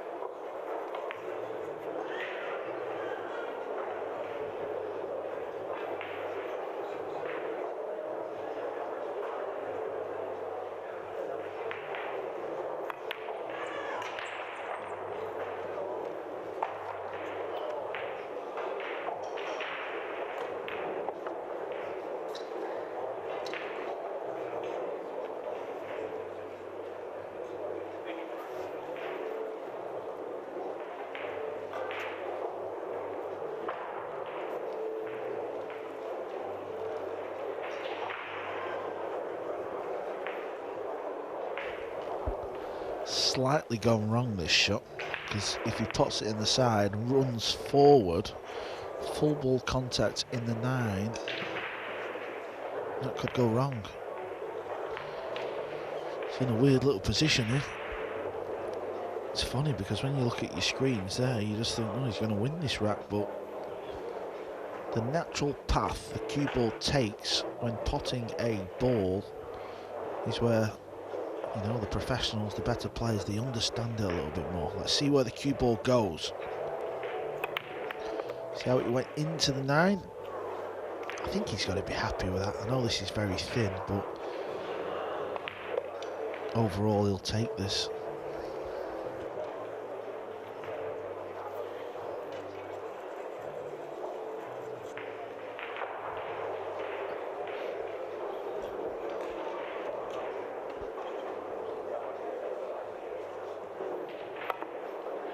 Oh, he didn't get enough of it. Wow. Potentially just a shot away from 8-all, and now all of a sudden Neuhausen has a chance to be on the hill. A lot of body movement there as well, wasn't there? He was up before practically struck the cue ball. This has turned into a very edgy match. It's been a enthralling one. As soon as the draw was made, picked this one out, just felt like this was a big match, because you got two European players who've played the part on tour this year. You know, they've gone deep. That man there lost in the final of the Spanish Open. Moritz, final of the World Cup, won in Connecticut last weekend. So their names have been spoken about. Moscone Cups, first time appearances. Wow, Neuhausen exhales here, and Bijsterbosch just has to feel so frustrated. He just can't get back on level terms with the Germans. So many opportunities to tie, to get fully back even in this match, and a miss on the 8 there, and it would all but have secured an 8-8 score. Instead, with this miss, Neuhausen is on the hill. He leads by 2 again, and within 1 rack of eliminating Bijsterbosch.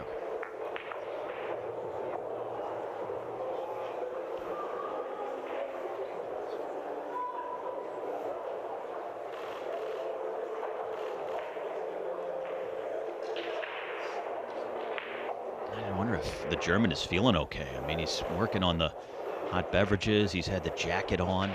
Again, it's not all that chilly in here, and sometimes when you're just not feeling well, you have to sort of take the extra fluids on in the jacket. I don't know, but this is a crucial shot here. Yeah, I think also when you're struggling as a pool player, as a professional, sometimes you can start to overthink things. You can start to blame things that might not really be there.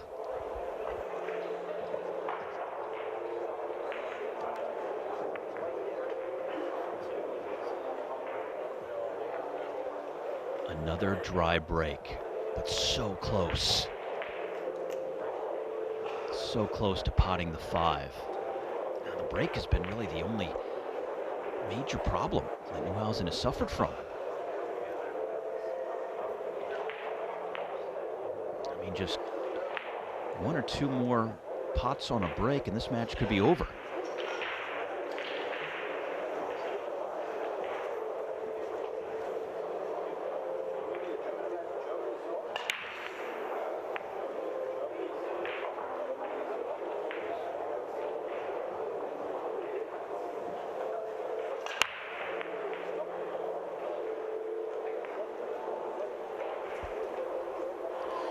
Doesn't pass the 7, but it will go in this corner. But I know he likes to play his own crazy way, but that may be a step too far, so he's playing safe.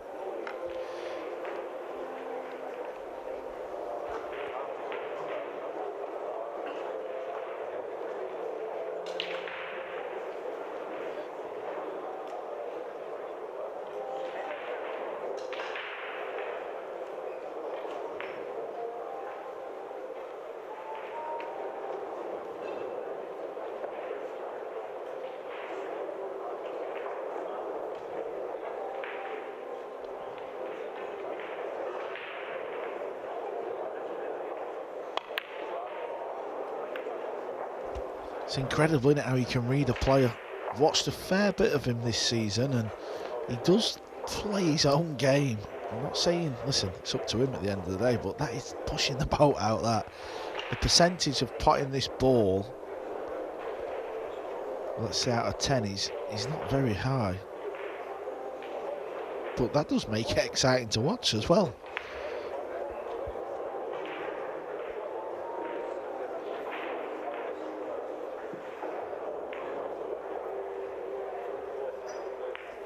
Both feature tables have been a battle today. That's why there's a big crowd looming around the both tables, because Mario, he was down a little bit early on in the match. He's now 7-6 up over Fyan. Another two Europeans battling it out. They're on their 14th rack. We are on rack number 17 here next door. Two tables grinding.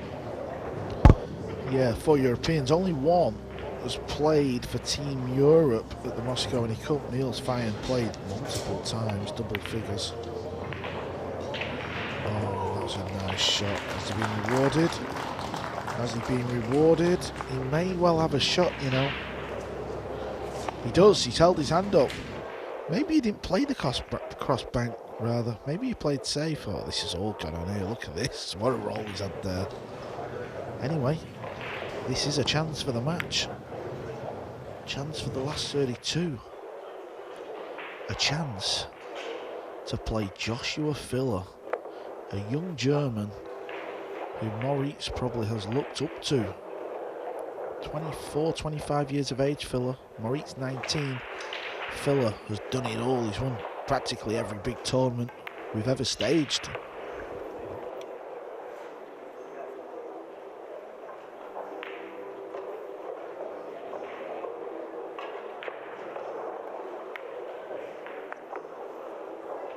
We can sense it now. An opportunity to step on the gas and finally finish this off.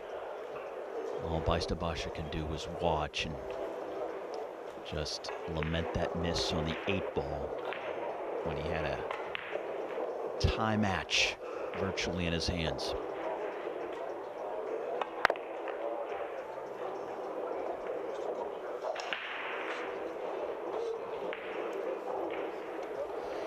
Where's the cue ball gone here? That was a complete miss hit. Playing for the 6 in the bottom right corner. But he plays a good safety, but it's a chance gone.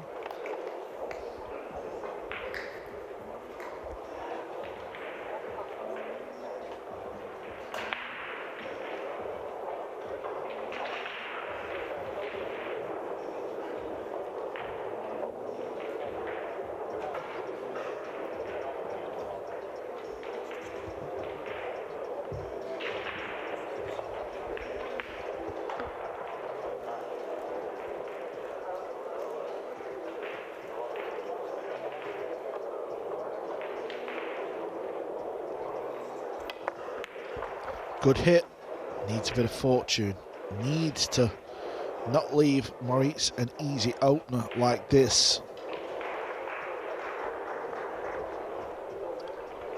Now could be his final shot of this match.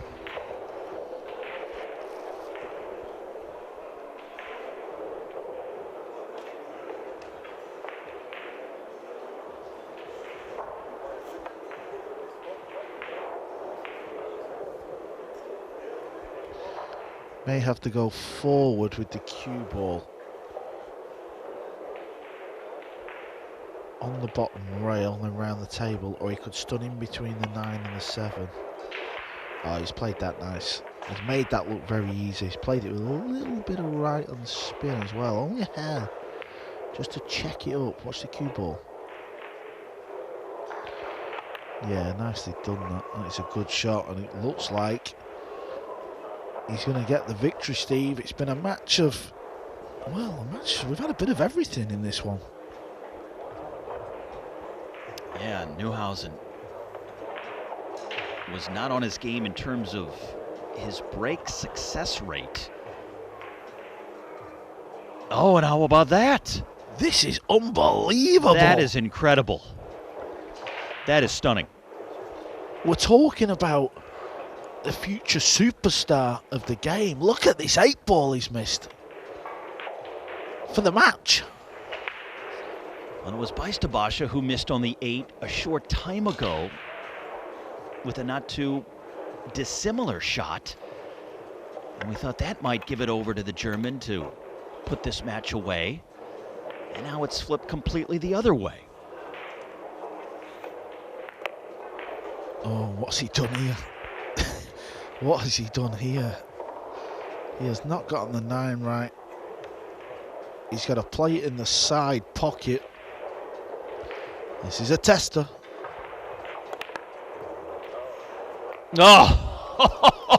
Oh, have we seen it all? Well, listen, at the end of the day, I know he's fluked the 9, but Moritz Neuhausen will not care about that. He missed 8 ball for the match, practically over the pocket. And if you don't clear the table when you've got a chance to win, you are opening yourself up for things like that. 9-8. What a finish we've got here on table 1. Well, I said it earlier that this was going to be hard to predict just because of the way things were unfolding and the way the two players were playing. But I think even more so now. I mean, how can you call it? Some of these bizarre misses, the back and the forth. Just when it looks like one has an opportunity to close the other out, it creates an opening, and the other steps through to exploit it. Man.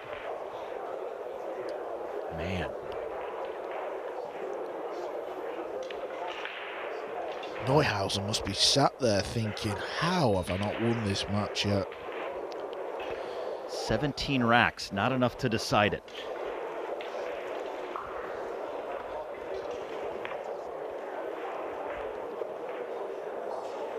That was the Bijsterbosch shot.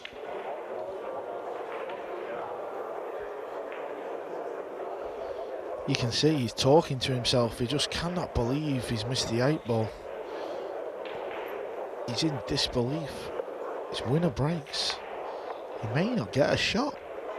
Let's not forget. Yeah, we've seen Bijsterbosch break and run. I wonder if he's feeling well. I mean, he just does not look like a guy who physically seems all that great. I agree, but at the start of the match, he seemed okay. He had that spring in his step, the youthfulness, the fact that, you know, he's been having a good few weeks on the pool table. This seems to have all just kicked on from his own mistakes.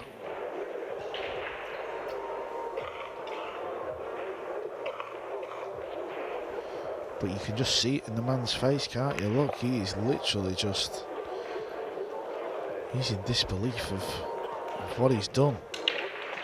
But, listen, this was the 8 ball we were talking about.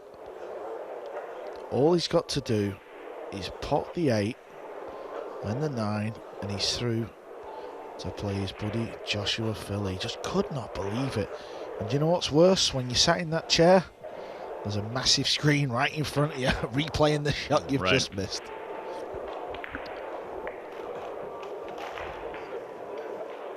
Well, even though he is on the hill here, leads by a rack.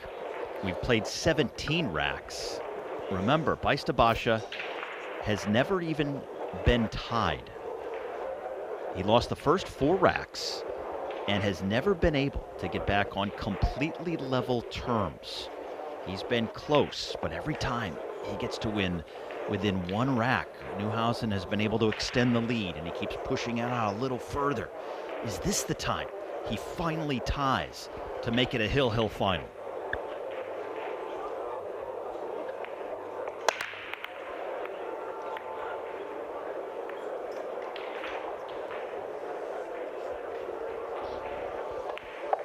German's going to get the table. Listen, the past is the past. It's not easy to forget about it because the pressure and the situation, it builds up in you. But he's got to regroup.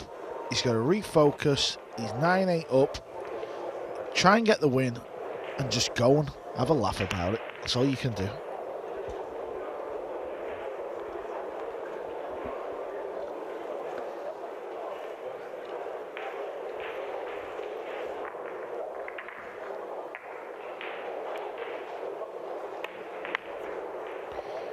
Cue ball looks okay. Good shot. That was not easy.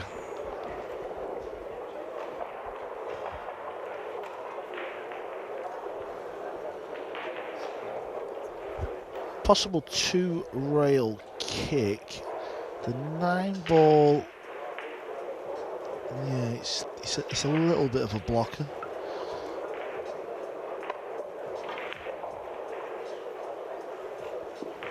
So much so he's got the jump cue. He's going to jump over the edge of the 6.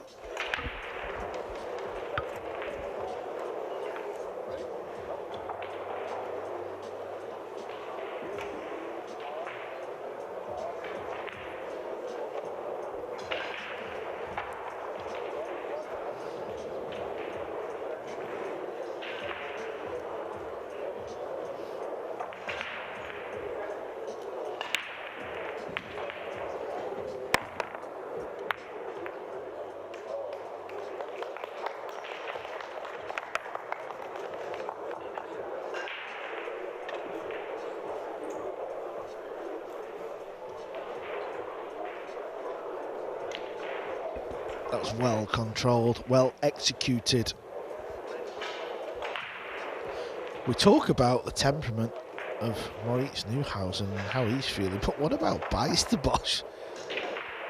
He was a man sat in his chair thinking he was out of the US Open.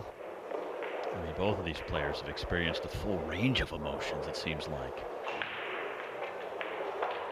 Not unexpected, though, when you get to this stage of a major tournament like this.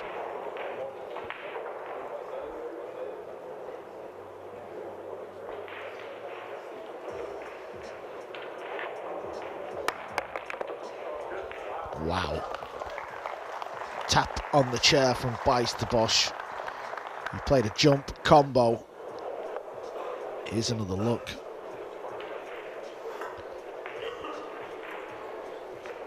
Two to the red 3-ball, it looks like. Now the 3-ball does pass into the bottom right corner, so he needs a big angle on the blue too to get down there.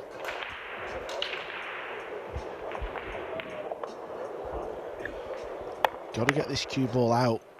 If he doesn't come far enough, it's going to be quite difficult to get down the left side of the table.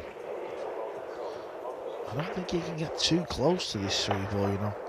Cueing off the rail, cue ball will go forward a little bit. Yeah, you see it. You just can't get down table enough. Well, decision time. Decision time. Can he put the 3 and chase the 9 in the other corner? Holding for the pink 4. Looks close, you know. Also, could play a bank shot on the 3-ball into the top right corner. It is an option. Also, could play the safety in behind the 4. He's got 3 options, but I believe he'll play the pot. And I think he'll chase a 9-ball into the bottom left. This is for the match. He's missed them both. Bijsterbosch with a chance to make it hill-hill. Do you think that was the proper play? Yeah, I don't see there was anything wrong with it.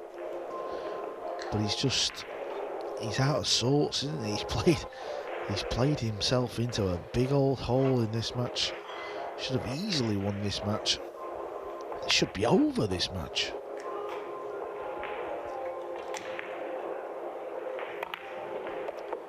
Well, no matter who wins the match, both players are gonna look back and realize that they had chances to win, chances to lose. The winner's going to breathe a huge sigh of relief, and the loser is going to kick himself. Sure, Joshua Filler is still in the arena watching this match. I wonder what he's thinking. I wonder if he secretly wants Bijsterbosch to win. He probably doesn't care who he plays, to be fair, that man. Got to be careful here, because he's got to draw the ball back. You could overdraw this ball and hook yourself. Oh, that's okay. Good shot.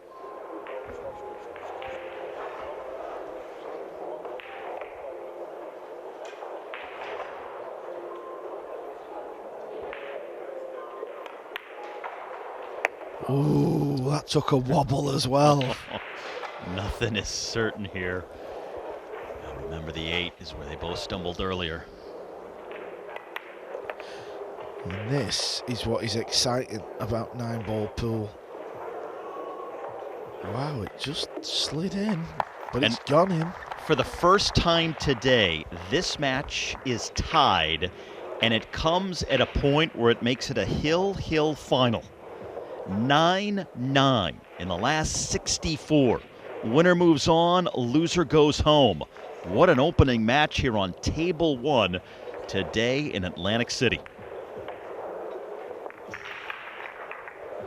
Neuhausen won the first 4 racks. Had a chance to go 5-0 at one point. And it's been back and forth ever since. Bijsterbosch inching closer, getting to within 1 on several occasions. Neuhausen holding him at arm's length, but he finally, for the first time, draws even at 9 racks apiece.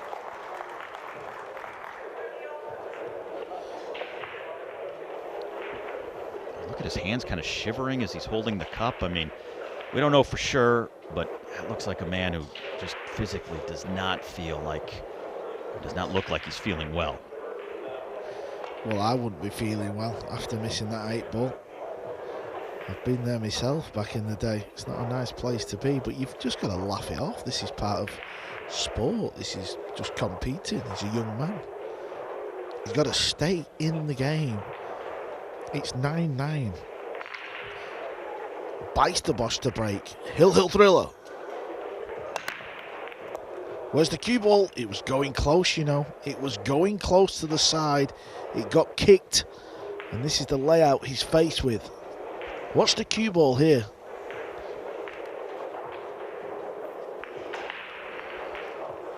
May have gone in, may have not. Doesn't matter. It's not an easy opener.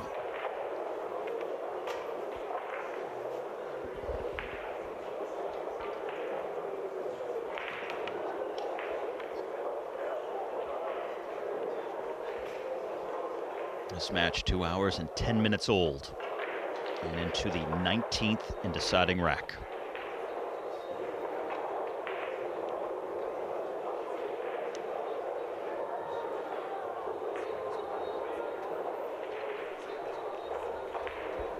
This was the 8 ball that Neuhausen missed to get through to the final 32.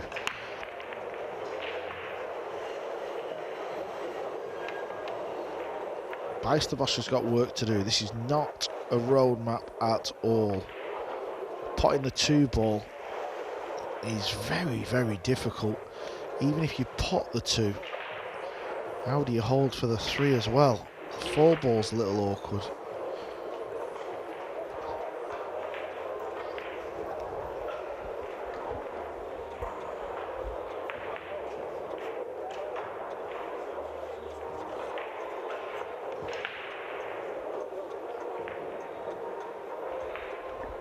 The whole area of the 2 feature tables is surrounded by fans.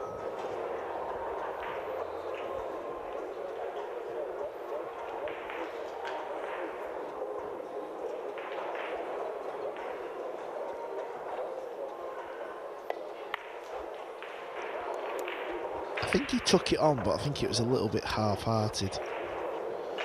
Okay, Moritz, you've got back to the table in a final rack thriller. Forget being cold. Gotta get it out your head. Stay in the game.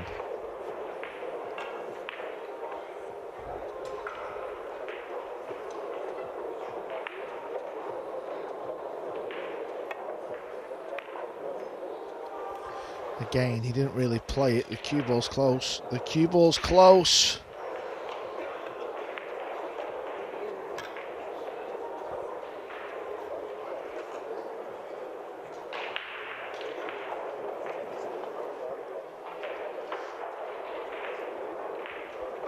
Okay, what we got here? Let's have a look. Yeah, this 4 ball's not easy.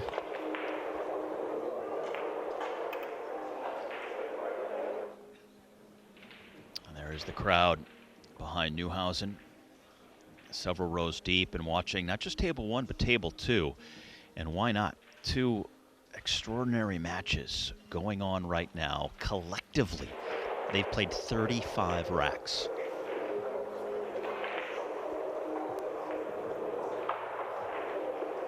And hill here on table number 1 in what is still the very first match of the day.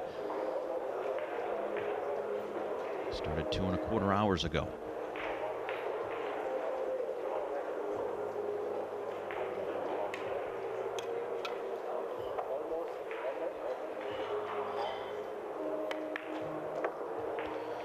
Okay, he's playing the 3-ball down the long rail.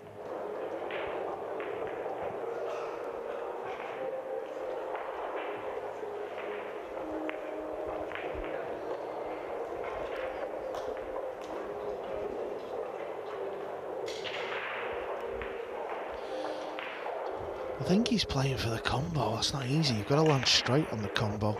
If you don't land straight, it's brutal. Got to land straight or it's brutal. Didn't really like the play. I didn't really have a plan in my own mind, don't get me wrong. It was a bit awkward, but if you don't land straight on this combo, you're in a world of trouble. That's the shot he's faced with now. That little angle, cutback. I don't think he'll play it, you know.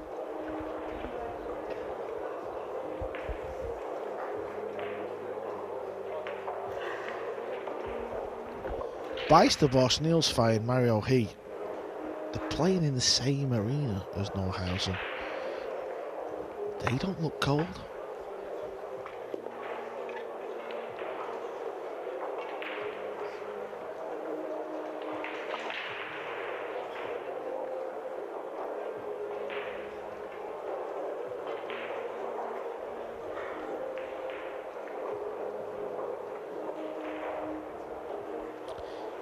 Is he tempted by it, or is he going to duck the cue ball?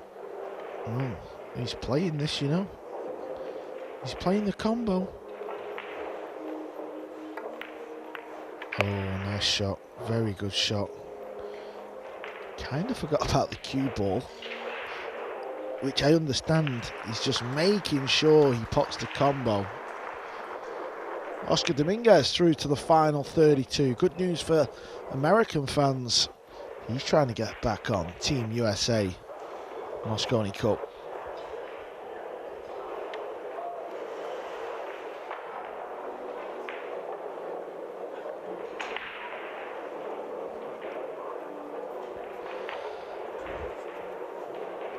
Can he play this with a little bit of right on spin and just miss the 5-ball? Or does he have to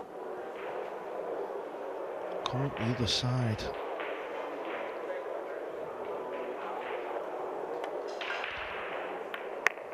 Gotta miss the 5.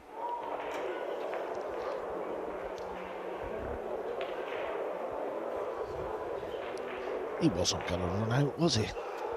It just wasn't happening. Well, with what's happened in this match, there's just no way. I mean, there's got to be a few more twists and turns here still to come. Down to the final 3 balls. The pressure, the anxiety.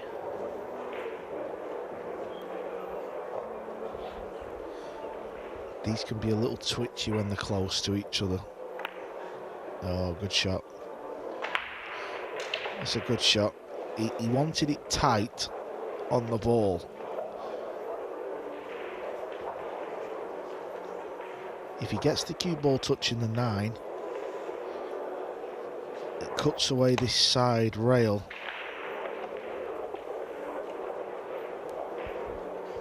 Neuhausen has to be thinking about, could the shot be his last? Both players deliberating that at this point. Oof. It was going, wasn't it? It was going.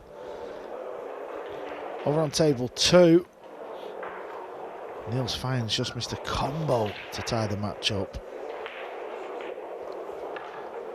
One good shot.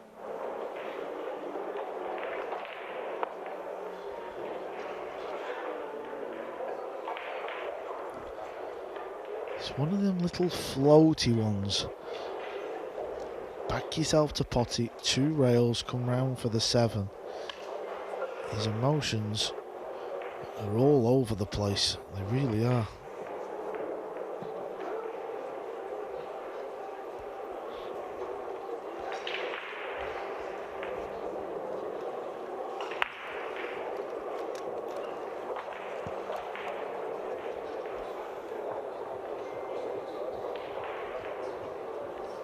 This is the shot.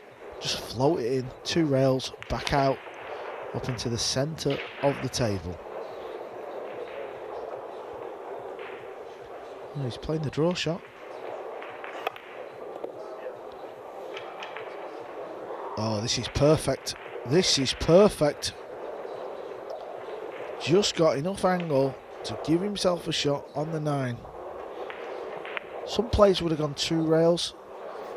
The decision was entirely his at this stage. You've got to play the shot you're comfortable with. I don't know if you can get over close to the 9, but you just got to give yourself a shot.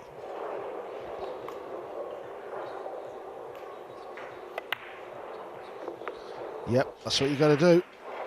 So down to this. For the round of 32.